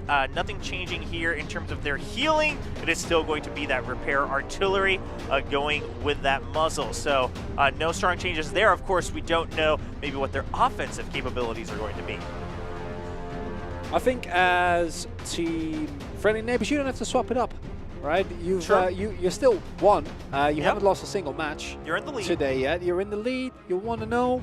You got the win. I think you can try and run it back, and then if you see that they have actually pivoted away, then that's when the back and forth starts. That's when the mind games really start coming in. Yeah, and that's kind of the style they've shown as well, right? They're always waiting to see what the opponent does and then adjust to that within that map or within that set. So we'll see. Yeah, I think I'm with you on that. Friendly Neighbors probably going to stick with what they know best. But right now, I mean, even just that fire artillery alone is already kind of new and spicy here coming out from the Game Master. So I'm curious to see what the rest of that composition looks like in their answer back here in map number 2. Because I do think you need more damage. Just fire artillery in of itself won't be enough, especially with the, the repair artillery is coming. It's always there. So either get a lot of long-range heavier damage, a little bit of burst to augment it, or go full-on zone control. Maybe throw in a Brambler as well. Okay. And then if you're playing into a composition that really tries to play aggressively, you should be fine. All right, well, Game Masters, they select map and mode here in set number 2. Can they answer back and tie at 1-1 in the finals here of the World Cup Seoul 2021 for Spider Tanks? We'll find out as they go up against the friendly neighbors. Oh my, just straight up team deathmatch on Safe Haven. Key thing here though is to have actually swapped out. Turns out it was in the end. Did end up going for the fire artillery and looking a lot more even this far. Oh, okay, yeah, so there's a lot more artillery on both sides as well. The Brambler coming out for the friendly neighbors. It's just a long-range fight, so they've figured it out in terms of what they need to be doing, but the friendly neighbors are still up ahead. That cannon placement was just beautiful coming through. They get them low as they can with combination of Bramble, and then the turrets come in. Oh, again. My. Well, so here's the thing, is that the Game Masters, they figure out what you mentioned before during that break, Chronicler. Doesn't matter. You need to keep the range, but then friendly neighbors just read them like a bug. And they say, oh, you want to keep range? Well, we'll make sure you stay exactly at that range with the Brambler. The turrets will help finish you off. Yeah, it's just a slowdown from the Brambler combined with the continuous pressure from that laser.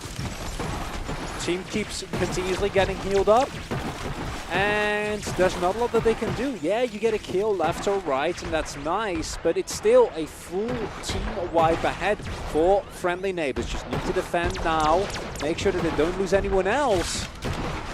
But so far it's looking good, and at this point I'm starting to think maybe Game Masters go for the cannons as well, because clearly it's working out very, very nicely. Yeah, I mean, look at that. That cannon turret is just doing so much work, just in terms of even causing the chaos, helping finish a kill. Still 3 kills ahead for friendly neighbors. And uh-oh, Game Masters have been split up. They gotta regroup.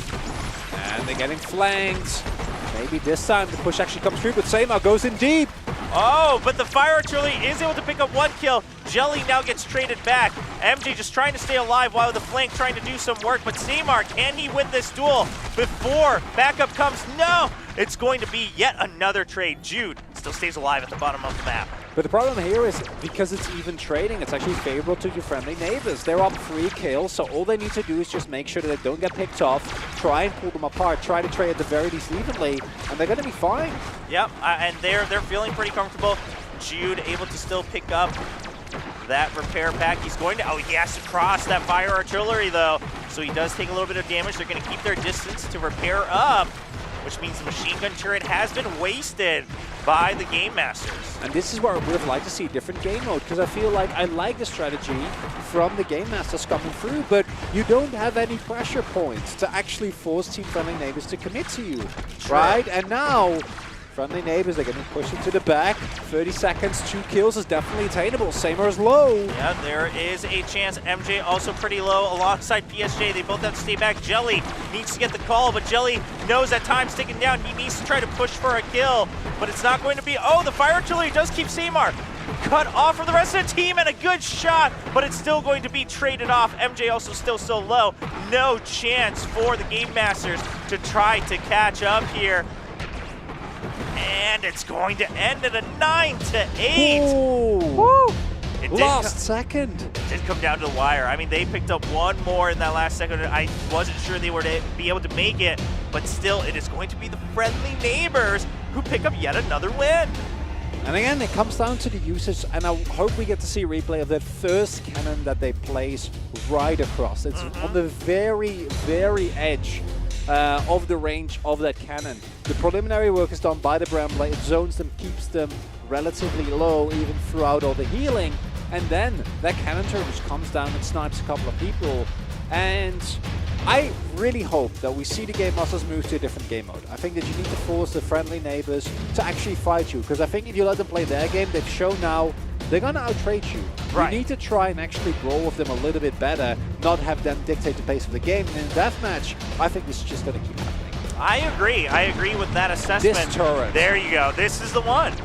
It's single-handedly does the work, right? Like, yes, they've done some preliminary work, but it's so much damage. Again, they always place it in a way where A, it's doing a lot of damage, but B, it's kind of tricky to take out. You have to sit there and really fight it if you want to take out the turret, and so it provides the maximum value that it can. Meanwhile, on the side of the Game Masters, sometimes they put down their machine gun turrets, but they would just get blasted from across range, and they wouldn't really have an answer afterwards. and there's also the brawler, right, which they effectively use as a way to make sure that these cannon turrets actually hit. Yes. And that they're actually utilized as well as they did. And I like the adaptation of the fire turret, or the fire artillery rather, as mentioned previously. I thought it was quite nicely done. But that in of itself was not enough. Scorpion not really getting any particular value. I would have really liked to see them either opt for a double healing composition, because I think that maybe you can try and out-sustain the damage that comes from the cannon. And if you don't want to go for that, if you think that's too much of a risk, then really go all in on that range. Yeah, I mean, because you're kind of half-dipping with the fire artillery, right? But it got some zoning done, but there wasn't anyone to finish them off. There were so many times when it got a little bit of zoning, brought someone like Samar pretty low, and then you didn't have an answer, and they just wait for the fire to go out, and then skirt around it, heal back up. So unfortunately, Game Masters, they took a step in the right direction, but just not enough steps. It's not going to be a... It's not going to be another 3-0, right? I don't know. We talked about it. You called it. You said it was looking likely. It was a joke. I did not mean that. I did not want that to happen. No, none of us wanted it to happen, and there's still a chance. I mean, here's the thing: in terms of pure, just like individual mechanics and firepower, I think there's still a chance. It's just you need to change something up, like you said. If you butt heads against the same wall of Team Deathmatch and Safe Haven, I think Friendly Neighbors have proven time and time again that they will win. Yeah, their strategy works, and you don't have the time right now to figure out something new, right, in this like 5-minute break to pick new parts. You're not going to have an answer to that. And they're only one win away. And then they've won, right? Then they get the Jacked O Lantern, which, again, really love that body. Very, very thematically enjoyable experience. As this is looking like Shark Tortoise. Maybe coming back again. Yeah, it looks like it. They're going back to the Tortoise. I mean, listen, that was the one they looked most comfortable in, so I wouldn't be surprised if we see the Double Sharks to join this Tortoise with that repair artillery. Now, earlier, I believe it was the Tortoise they had with the flamethrower, and then the Sharks kind of splitting other roles, but this time it looks like the Tortoise going to take a bit of that back line with the repair artillery here for the Game Masters, and then the repair kit as well, the repair pack as well. No, going to switch it out to the grenade on top of the machine gun turret, favoring that machine gun turret over the cannon here on the side of Game Masters. And I wonder whether it's going to win out, or work out rather. Do you think that the burst that the grenade provides might help you to break open? Because this is one thing that has been done consistently, and why I like the fire artillery as well, is because the one thing that every game that we've seen thus far from the Friendly Neighbors is common, they're all also pretty clumpy, right? Yes. Like they clump up together, and that's kind of the core of their strategy. But preemptively, I think they're shying away. Look at this, they're going for the executioner. They're not running, at least on this spider tank, any cannons. They can of course still go for double cannon because generally they've run 2. So maybe it's just going for the grenade and then combine that with the double cannons on the other 2 members. But I also wouldn't mind a preemptive switch away from that cannon strategy to just try and throw a curveball, because you're up 2-0. Yeah, Worst that's case, true. you just move back to it. And best case, you just won the finals 3-0. That is very true, and I gotta imagine that maybe we have a different mode coming up, right? We see that kind of heavy focus on the burst on that one tank from Friendly Neighbors. You got the Executioner, the grenade, and the shield for themselves on top of the muzzle body. Are we going to see, you know, maybe something like the chickens, where you got opponents stationary, right, in one spot of the map? Could be it. Could be it. I mean, this is Game Master's pick, so we'll see how comfortable they are on these other modes. Just not deathmatch on Haven again. There's a chance. I just feel like there's a chance. Going with what's familiar. I mean, who knows? Game Masters, what did you pick? You are down 0-2 in the finals here at the Spider Tanks World Cup Seoul 2021. See who gets that first place glory in the first steps of Spider Tanks Esports. Game Masters up against Friendly Neighbors. Told you there's a chance, Chronicler. Team Deathmatch on Safe Haven. And Friendly Neighbors, they're starting strong and aggressive. And it's just, again, same setup from Game Masters. They've swapped it up a little bit, but overall it's the same. And I gotta say, I don't know if it's gonna be enough. So this time we have the Brambler on the side of the Game Masters, it looks like. So trying to take a page out of their opponent's book along with the Laser Blaster. But, I mean, Friendly Neighbors, they just seem to be constantly reading their opponents. This time they just go for long range burst with the Executioner on top of the Laser Blaster and the grenade to try to finish them off. They're chasing them through on the corner, and then they back off. And thus far, no kills have been found, but it is indeed Friendly Neighbors being pushed kind of, or rather being the one pushing aggressively. Game Masters trying and play as defensive as they are able to, but this is the problem. This time around, pushing aggressively into a Brambler is a tough ask, especially when you're in the position that they are right now. Oof, and they're able to get that snipe, and then the cannon turrets to help the push. They always do this. They get one kill, and then they push forward with all of their turrets. And so now tied 1-1. Of course, there was that trade on the bottom side of the screen just a bit ago. Friendly Neighbors will have to back out. They rushed a little too far ahead with the turrets. There's still a timing window. Sparkling trying as well as he can, and now the health plus will be full. And now the same can be said here. It's hard to push in here for Game Masters. Friendly Neighbors still 1-1. This is the closest match we've had this far. I mean, this is going to come down to a wire the way I see it, Chronicler. Friendly Neighbors have the... Sparkling!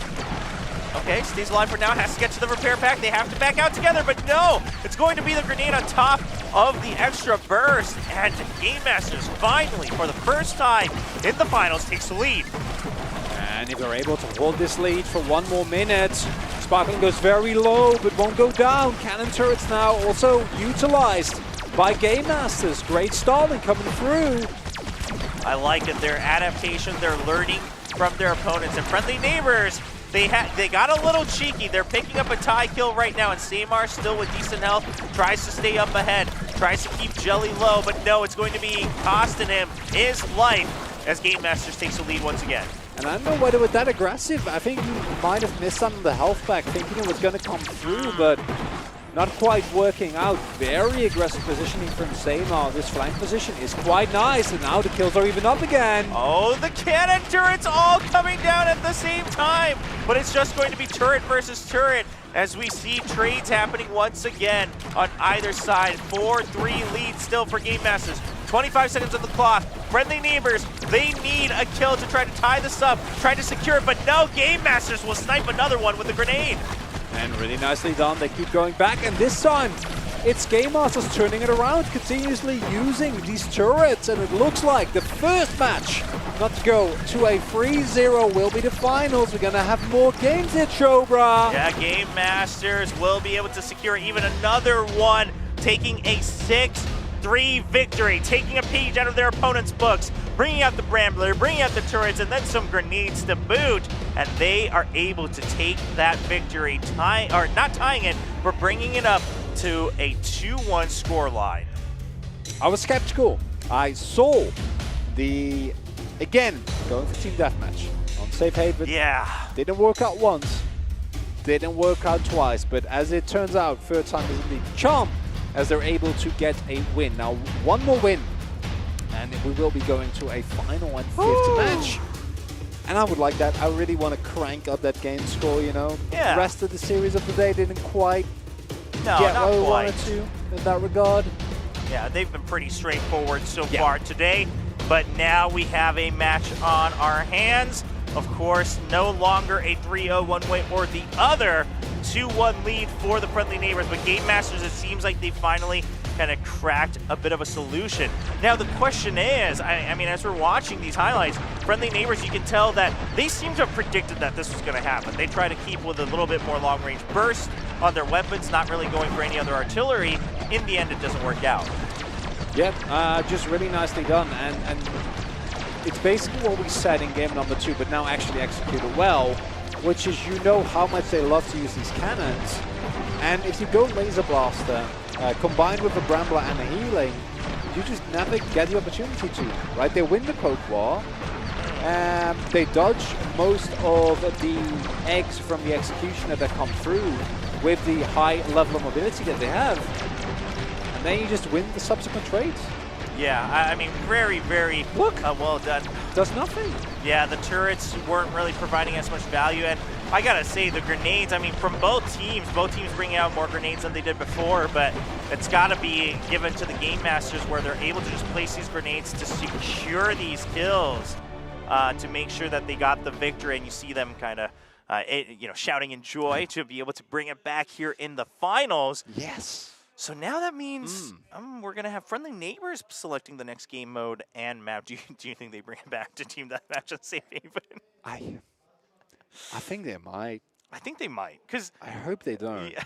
But at this point, I'm like, yeah, well, you won 2. Probably going to. Yeah, you're still 2-1 scoreline, and that one you also tried something new. It didn't work out. I think there's a chance we bring it back and say, oh, let's go back to our old comp of, just relying really on the turrets and see. You don't like that though. I mean, I'm with you.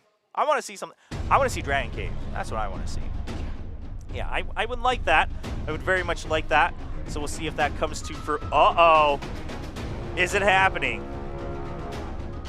Oh boy. I would not mind. The stealth shotgun. Swap. We've seen this strat used before.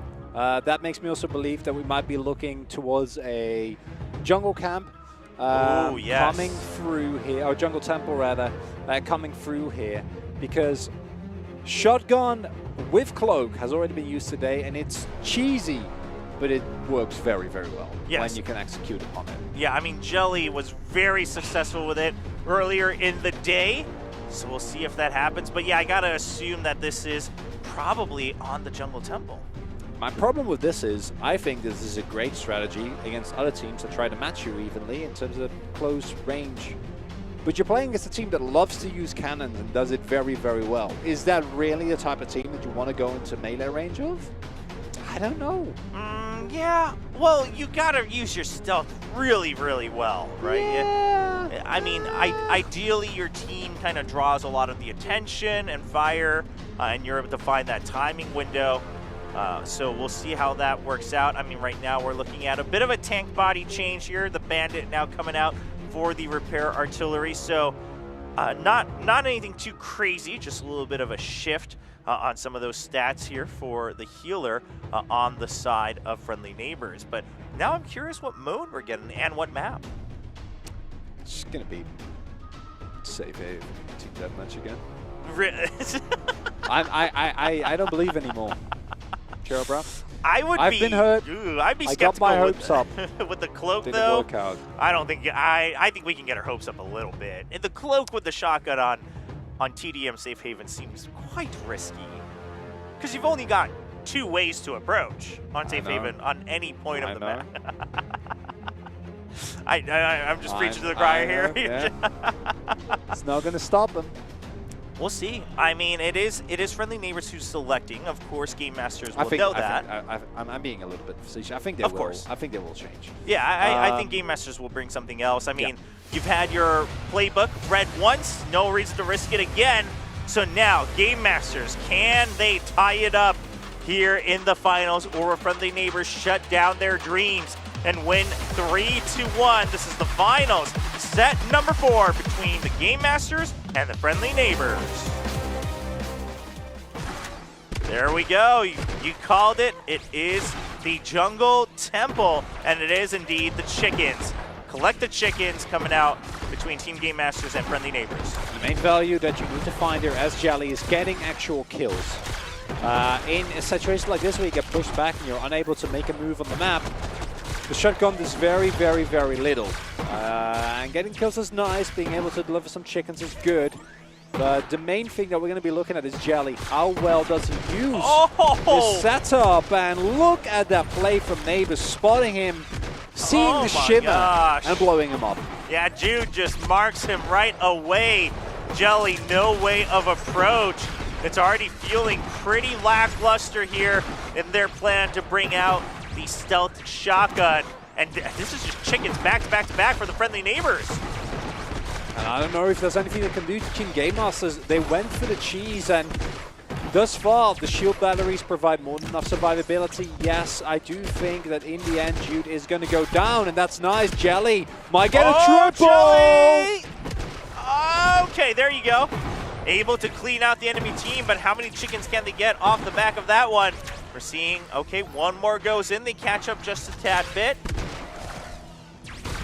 Now with those 4, they might even it up here, but there is an opportunity for Friendly Neighbors to also get some of themselves. Jude next to a chicken, not going to pick it up, can't quite walk that far forward. And now it's only a single chicken lead. Oh, Jelly says, okay, forget the stealth, I'll just go with pure firepower. They're going to try to trade chickens, just try to tie things up, but it's going to be an extra one coming in for the Friendly Neighbors. 1.5, very, very manageable. But you gotta keep killing them again. That's what it comes down to with this shotgun. If you don't get the kills, it has a very little value for your team. Sema dropping one, spotting the jack-o'-lantern. Jelly, he's looking for the angle. Not able to find it just yet, tries to regroup. Trying to stop that channel, but the shield drone comes in and Sparkling able to deposit yet another chicken. It's 19-11 lead for the Friendly Neighbors with only a minute left on the clock. Health bar's pretty low all around. And now Jelly has gone down. That's a lot of shock power gone from Game Masters. And they basically need to get a wipe. That is definitely gonna happen. And now ESJ going to deposit all these chickens, but it's still not enough. They need to keep pushing them back, deny them from any chickens, and keep depositing their own. Only a couple still in the inventory, and he can't let Sparkling deliver those. Oh, he gets one in before he gets taken out, and Samar trying to cheekily get one in. He gets the deposit, 21-14 lead. Game Masters constantly looking at these windows, but they're not able to capitalize enough. And now we have 22-15, 20 seconds left on the clock. They're going to need a miracle here for Game Masters to come back. It's 8 chickens. I don't think there's enough in the inventory. Yes, you take some of them down. Yes, you're able to deposit some, but I don't think you have the time. 10 seconds on the clock, Joe, but looks like Team Friendly Neighbors has done it. Yep, they're going to deposit another one to make sure they secure the finals. And it looks like 24-17 will be the final scoreline. And Friendly Neighbors will win the final match 3-1 against the Game Masters. It's your friendly neighborhood Spider Tanks able to take the victory here after what was a dominating performance from Team Game Masters going up against Team Gala. Maybe looking a little bit more dominant than they were in reality as we see the power of Friendly Neighbors coming through in the finals here. I mean, very, very impressive. Really showing what this game can look like when you're really putting together the parts of a team and adding that extra strategic layer on top of just individual micro. Really, really well done. And also the first series where we've seen some adaptation, right? Yes. Where it actually works out. I am sad that it didn't work out, but I do appreciate the attempt at going for the shotgun strat again, because we saw how well it worked. Jelly able to get a triple basically by himself, able to put out a lot of pressure. but by that point they were already really far behind, and it wasn't quite enough in the end. Yeah, it was just a little too late. I mean, initially he tried to rely too much on the stealth, gets read like a book, eventually just relies on the firepower, but unfortunately Friendly Neighbors still one step ahead of him. And it is going to be the community members from Spider Tanks coming together to win the event today here in Seoul, South Korea. Congratulations to them, and I mean, you gotta give a round of applause to Game Masters, but perhaps having that dominant performance against Team Gala kind of became their hubris. It's hard not to get a little overzealous, a little bit overconfident when you 3-0 in the manner that they did. Yes. Where it is very, very lopsided, and also shows that Team OK Warriors a lot stronger than we might have initially thought with Friendly Neighbors, really just matching quite easily of the Game Masters. Yeah, they dropped that one game, but in every other series it did really feel like they were the ones in firm control. Yes. I think Friendly Neighbors, I mean, even the map they gave away, it was them trying to stay ahead of the strategic playbook. Eventually they kind of lost out on the mismatch, but it didn't really hold them back. So pretty well done. And then they picked their own map and promptly won it. Yes. And that is something that a lot of teams have also had difficulty with, right? Yes. Actually having that strategic depth, having that playbook available, where if one of the plans doesn't work out, that's fine. We're going to try something else, throw them a different kind of ball, and then see if that works. Yeah, so Friendly Neighbors, again, I think really showcasing the full potential of what Spider Tanks could be, what Spider Tanks Esports can look like as we continue that journey. Meanwhile, Game Masters, again, a group of the gaming influencers, content creators coming together. I mean, I think in the short time span, they've learned a lot about the game and what they can do. They just kind of hit their ceiling right at the end here. So they will be taking second place here in the World Cup Seoul 2021. Of course, earlier we had OK Warriors taking third and Team Gala taking that fourth place. Team Gala's okay. They don't mind. They knew it was going to happen. They were okay with that. Yeah, I mean, I like it. I still love seeing it. As you know, rather than having maybe just like a 3-team matchup or something like that, Team Gala still showing up just to take part, right? Just to be a part of the entire. I'm serious. I am serious. I loved that they were having fun with it, because here's the thing. Again, you don't get many opportunities like that to really just take part together at the same level. So regardless of skills, yeah, it's just a good time. Hope all of you at home had fun. Of course, we're not done. We will have the award ceremony where we'll get to hear from the players a little bit. So maybe we'll see if Game Masters have any choice words about their loss here in the finals against the Friendly Neighbors or not. But we'll get to hear from them. Well, it wasn't the bare minimum amount of games, but we got pretty close on the day, Brown. We did get pretty close to it. That's, I guess, the one unfortunate part of today. Yeah. 3 3-0s. A bit of a shame. No Dragon Cave at the end. We got Jungle Temple again. People really don't like Dragon Cave. I mean, I can kind of see it. Because here's the thing, it's just really do it for diversity in the map pool, you know? All right, well, no Dragon Cave, but of course we did have all of our matches done. We'll be right back after a short break with the award ceremony here from Seoul, South Korea.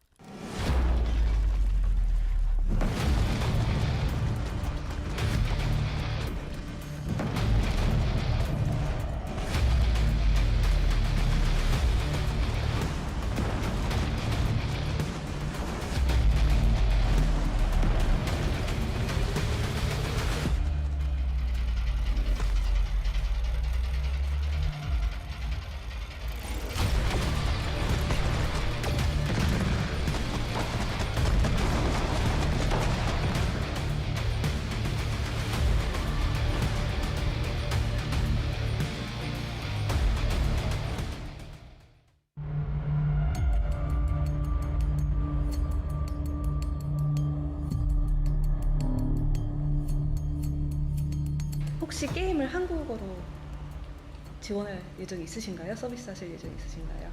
당연하죠. 오, 완전히 당연한. 완전히 너무 당연. 짧은가요? 저희 그 갈라 게임과 스파이더 탱크에 많은 응원을 해주시고 있는 분들이 대부분도 아니고 많은 분들이 한국 분이셔서 당연히 저희는 저희 스파이더 탱크를 포함한 거의 모든 게임을 한국어 지원을 계획하고 있고요. 만약에 저희가 못하게 된다고 하더라도 제가 직접 번역해서라도 올리도록 하겠습니다.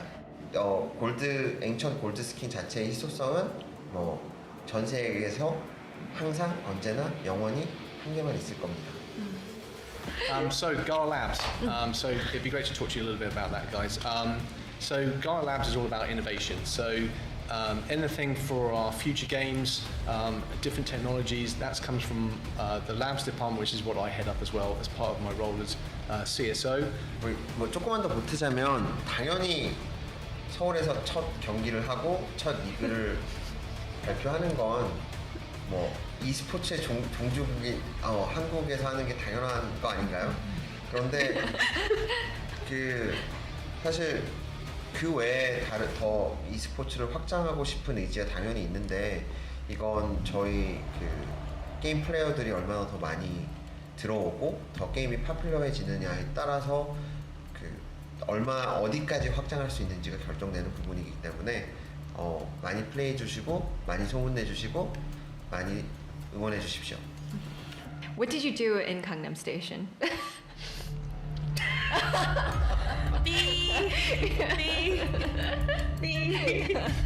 There was a question for you.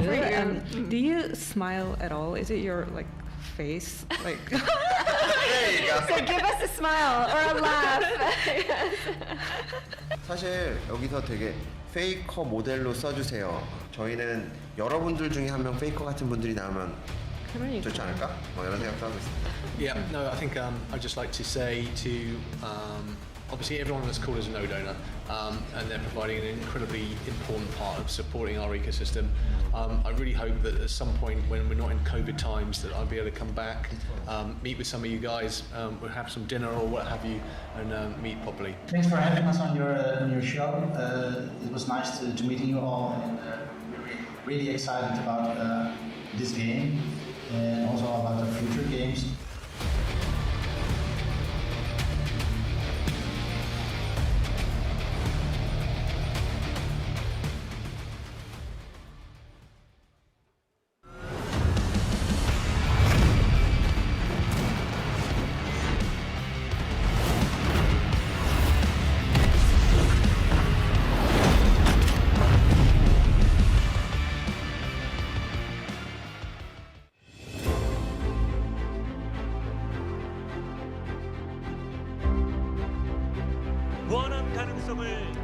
Welcome back, everyone. We have finished all of our matches here from the Spider Tanks World Cup Seoul 2021, taking some of the first steps for Spider Tanks Esports here from South Korea. Now, of course, there were only 4 teams today in today's event, but they all showed the best they had, and we definitely saw some of that, some adaptation as we neared the end of the tournament. So we really send out a big round of applause to all of the players. Now we will be conducting the awards ceremony, and we will have representatives from Gala Games join us to commence with the awards ceremony. 4위 시상이 있겠습니다. 오늘 Team Gala doing extra work today, running the AMA, the tournament, participating in the tournament, and then coming back for the awards ceremony, taking part in all parts. All right, well, let's first look at our 4th place team. Of course, it is Team Gala, who perhaps are really the team that made this possible today, despite landing in 4th place. Funnily enough, we're going to have Relevant actually conducting the award ceremony while he was one of the players. But we have Vivender, and of course Sakaka up on stage. 예상했던 결과기도 하고 그러나 씁쓸함도 어쩔 수 없이 조금 있기도 할 것 같아요. So let's hear 일단 4등 소감 어떠신지 from the 좀 players a 여쭤볼게요. little bit. 4위를 하신 Perhaps 소감. this was the expected result, but Can you tell us a little bit of how you feel after placing fourth? 한 판만 더 했으면 이길 수 있을 것 같아요. 한 판만 더 했으면 이겼을 것 같다. 많은 분들의 생각과는 좀 다를 수도 so 있을 것 같은데. I think if we played 자, one more 오늘 map, 이 we might have 대회를 won. 함께하신 처음으로 the 이제 next 선수로 map. 참가하셨을 Is what we're 거고요. hearing. Okay. 제이슨이 They were 느끼는 이 trending 대회에 참여한 소감 upwards. 어땠는지. So tell us a few words after experiencing the first round. Well, we told you we were going to be bad at playing this game. We said that we were not good at this. We are not gamers professionally like some of the people that we competed against, and so we lived up to that promise, I think, very well.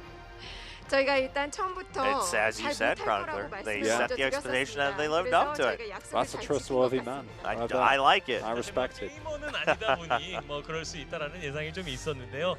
Of 오늘 course, 이 자리를 you know, we 통해서 talked about that 많은 too. 분들이 A little bit of a 함께 difference 해주셨을 것 between 같아요. game makers, 본인이 game 느끼는 publishers, and 스파이더 탱크의 gamers. 매력은 이런 So, 거였다. 이런 건 것 같다라고 어떤 생각을 So a 갖고 little 계십니까? bit of that. So what do you think are the attractions of Spider Tank from your perspective after having experienced this game tournament? It's a very dynamic and very fast-paced game, and I think that that's one of the things that makes it so much fun. You can really jump into it, you can play, you can have quick, short, fast matches, and then you move on to the next one. It is not boring at all. 네, 정말 역동적이고 I would have to 속도감 agree with 있는 that. 그런 게임이지 I 않을까 mean, even 생각을 today's 합니다. matches were 그래서 very, very quick. They were 빠르게 action 흡수가 packed. 되어서 빠르게 I 즐기고 mean, 또 we were 바로 다음 flying 매치로 through 넘어갈 from 수 map 있는 to 그런 map 매력이 to 있지 map. 않나 생각합니다. So definitely kind of high adrenaline game, and hope all of you guys watching from home were able to enjoy it that way as well. Now, just talking about, it was great to see just how happy you were, 더 잘하는 사람들 despite losing, but still winning maybe one of those duels and getting a couple of kills. 네, 맞습니다. And Akaka just saying, I feel like we could have done a little bit better, but perhaps this is my retirement of my professional career playing Spider Tank. Man, that hurts. So I heard Just- that you just had dropping a that couple on things us. that you wanted to add because you didn't have time for it during the AMA. What would those be? Sure, I have a couple things, two things that are very important. The first is that Gala Games is very happy to announce a partnership with Aussies. Gala has moved into the Orbit Bridge, and we'll go live on Clay Swap. So that's the first thing, and that's very important. 네, 일단 굉장히 좀 말씀을 드리고자 했던 두 가지가 있는데요. 그 중에 첫 번째는 갈라 게임스가 오지스랑 같이 taking this 파트너십을 opportunity to 이뤄냈다는 것입니다. drop a couple more 그래서 big 저희가 announcements 오비스로 here that they 이제 didn't get a 시작을 할 chance 것이기 to 때문에 아주 during the 자랑스럽게 AMA. 이렇게 We just heard the 파트너십을 first one, and I 발표합니다. believe there's a second one here. The second thing, and this is very important, is that Gala Games, and this comes directly from our CEO, Eric Schiermeier, who wanted to be here but unfortunately was not able to make it, is that Gala Games is committed to deploying $1 billion of development capital into the Korean game development market. And we are looking actively for game companies to partner with to produce new games and new content, both for the Korean community and for gamers worldwide. 그리고 굉장히 Wow, 중요한 okay. 두 So 번째 really 소식을 좀 establishing their 전해드리고 commitment to 싶습니다. the Korean community 저희 here, both in terms CEO님께서도 of 꼭 game 전달을 development, but 해달라고 also the 말씀을 overall 하셨는데요. community as well. 한국의 개발 시장을 That's a lot of money. 위해서 That's 저희 갈라 huge. 게임스가 That's a lot of 앞으로 gaming. 10억 달러, That's big. 1조 That's a 원에 lot of 달하는 That's a lot of 투자를 gaming, 하겠다는 Joe, bro. That's a 부분을 lot of 좀 gaming 발표를 to be 해드리고 made and to be 싶습니다. done. 한국 That 개발자뿐만이 is 아니라 전 세계적으로도 very, 이걸 very 수익을 pleasant 얻을 news 수 for the 있을 것 Korean 같아서 저희가 overall 적극적으로 gaming 투자를 community, 할 I believe, 예정입니다. on either side 의지를 통해서 of that gaming 한국의 게임 ecosystem. 산업이 So, 그리고 한국의 esports가 really, really 갈라 게임즈와 appreciate 함께 hearing that 더욱더 많은 as someone 발전을 involved in the Korean 해나갈 gaming 수 community 있기를 coming 진심으로 from 기원하도록 하겠습니다. Gala Games. 4위 So, 팀 우리 팀 huge 갈라게임으로 다시 한번 announcements. 큰 박수 But once 부탁드리겠습니다. again, thank you so much for taking part in the tournament. And here is your 4th place award. They will be getting the Archmage Uncommon Skin and a bouquet of flowers. They look great. Both the skin and the flowers. the skin and the flowers. Yeah. The flowers are actually kind of nice. Look at it. Aww. Tiny trophy. I like it. I like the mini 제이슨에게 trophies. 4등 트로피는 좀 작지 않아요? 라고 얘기를 했는데 no. 작아서 가져가기 더 좋아요.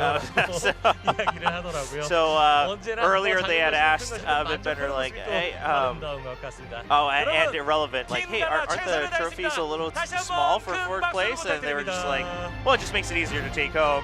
So there you go, fourth place, Team Gala. Thank you so much for just being part of it, and also for connecting with the community and sharing so much of the information, both earlier and just now. Well, moving on, we have our third place team not able to move on to the finals, but still proved what they were able to do. It is Team OK Warriors.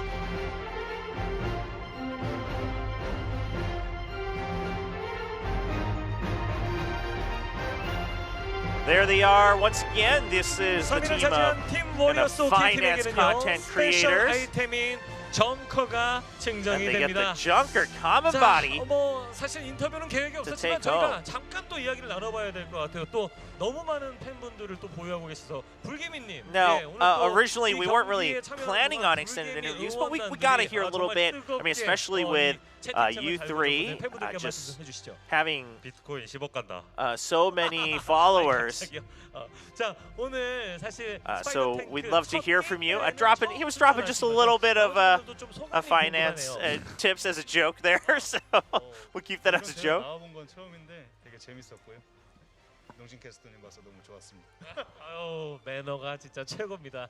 Couldn't hear the answer on that one a little bit soft 이 here. 팀은 좀 우리가 해볼 만했다. 결승팀 중에서 좀 자신 있었던 아니면 우승팀도 뭐 한 번 더 붙으면 after having played today, 어떤 느낌이었나요? were there any teams that maybe you could have beaten?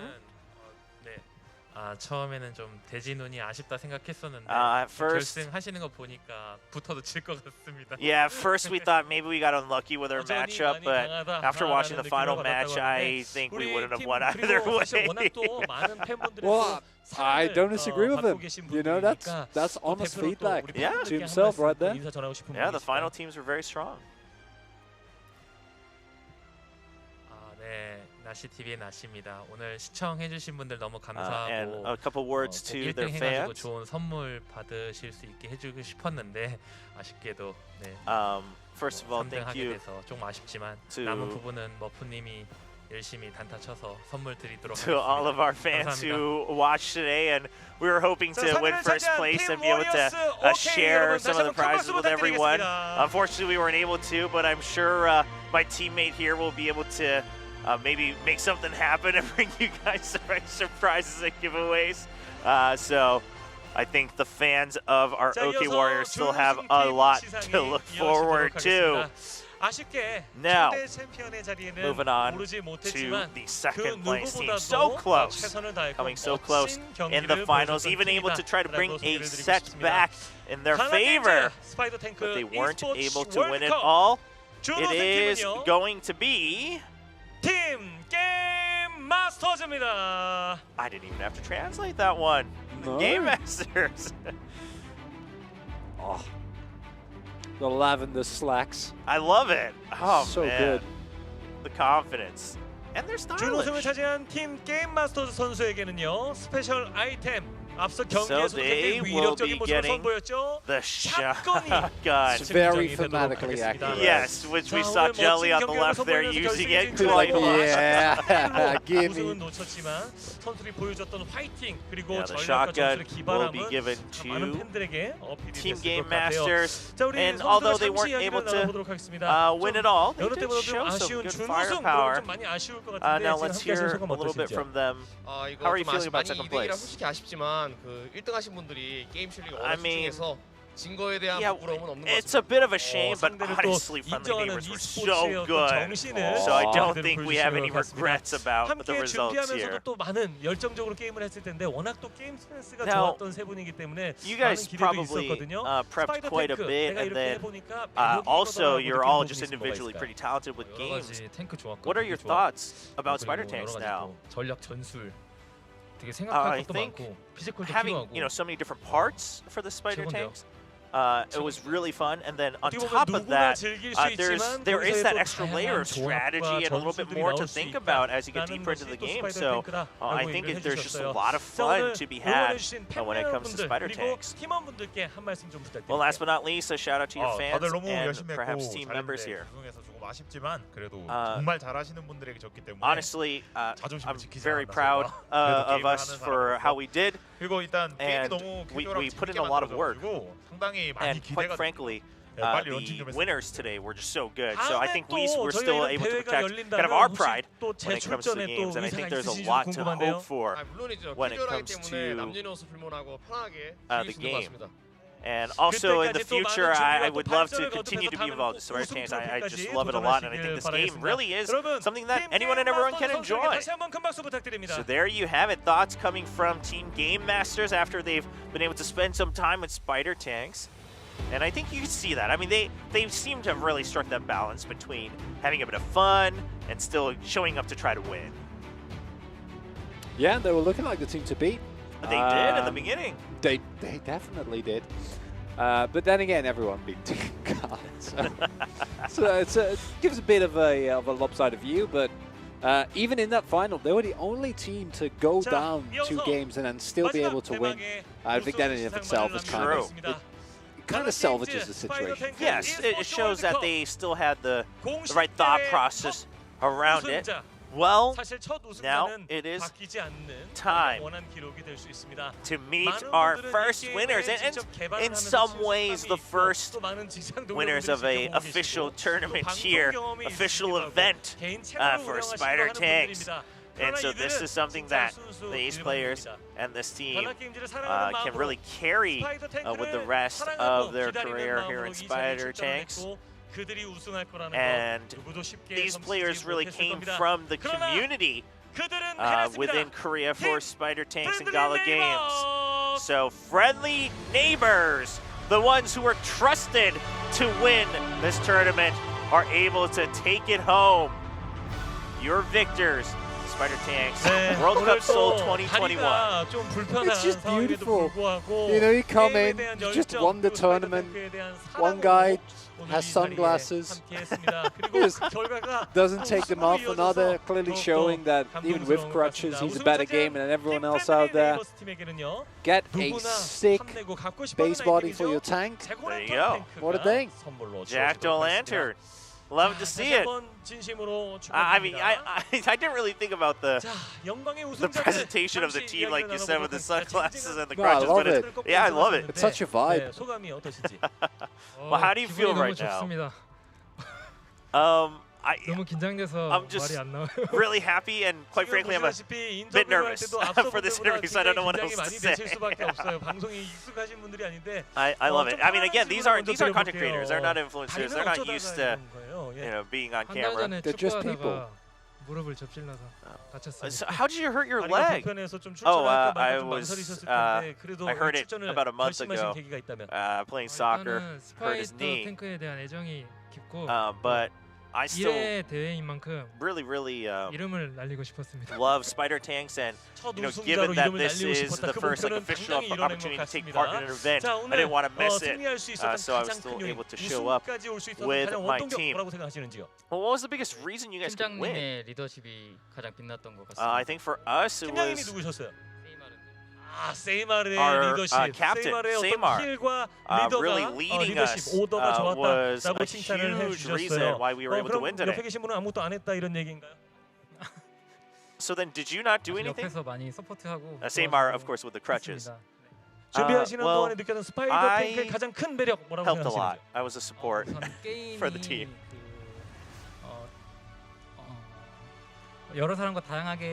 So when it comes to spider tanks, I think 좋고 상당히 그 전략도 많이 you can 구사할 수 really 있어서 play 재밌었던 것 with 같습니다. a variety of people, which 자, is a 오늘 huge 수많은 boon. 팬들 앞에서 And also 역사적인 there's 첫 just a lot of 우승자의 strategy and 타이틀을 different kind of 거머쥐었습니다. combinations you can 자, tinker 우리 with. 함께 So I 시청해주신 think 시청자 those 여러분 are 그리고 the positive sides 응원단이 of 굉장히 Spider 많더라고요. Tanks. 커뮤니티 분들이 응원을 많이 해주셨어요. 우리 시청자 여러분 And of 그리고 course, 커뮤니티 분들께 한 말씀 부탁드릴게요. last shout out to the viewers and also the people who are cheering them on from the Spider Tanks community and the Gala Games community here in Korea. 정보들도 많이 공유해드리도록 하겠습니다. So thank you so much for cheering us on. 다리 빨리 And 개최하시기를 you know, we'll 진심으로 continue to 바라도록 also 하겠습니다. give back to the community by sharing, you know, what we know about the game, share our knowledge, and maybe some builds and things like that. So once again, big congratulations to Friendly Neighbors for taking it home, the victors of Spider Tanks World Cup Seoul 2021, the first official event here in Seoul, South Korea. Loving this award ceremony. Everyone getting their proper attention. Yeah. You know, beautiful amounts of confetti being blown about. The victors feeling a little bit out of place, but that in of itself for a community team in particular, I think is just cherry on the cake. I mean, we don't get to see that often anymore these days in esports, right? Kind of a grassroots team going up against these others who are coming from, you know, kind of being experienced on air, on content creation, and in other tournaments. It's a beautiful thing to see. And I hope everyone at home enjoyed it. I mean, today was a blast. Chronicler, Spider Tanks it's quite the game. Yeah, I had a great time. I just wanted more games, and I wanted to see my cave. The Dragon Cave. Oh, one day in the future. One day in the future we'll be able to see it. Well, thank you so much for all of you at home who watched and followed the day alongside us. It was Chobra and Chronicler here for the English cast. I hope you guys continue to follow Spider Tanks as it grows and tries to pave a new future for itself. Of course, in Korea, Spider Tanks is not officially out yet. So, you know, is the community kind of building up grassroots on its own will. So this is a huge step, and of course, earlier we heard some exciting announcements from Gala Games as well to support the community out here on both ends of the ecosystem. So once again, thank you to Gala Games, thank you to the developers of Spider Tanks, thank you to the players on stage today, and all of you at home. That is it for us here from Seoul, South Korea. And looks like there might be a surprise announcement here. Okay, there's going to be another little piece of news here. So don't go anywhere. It's going to be following right as we close the show from the stage. We'll show a little video to share some further news with all of you at home. So if anyone closed the window, bring them back right now. We will see you guys in the future.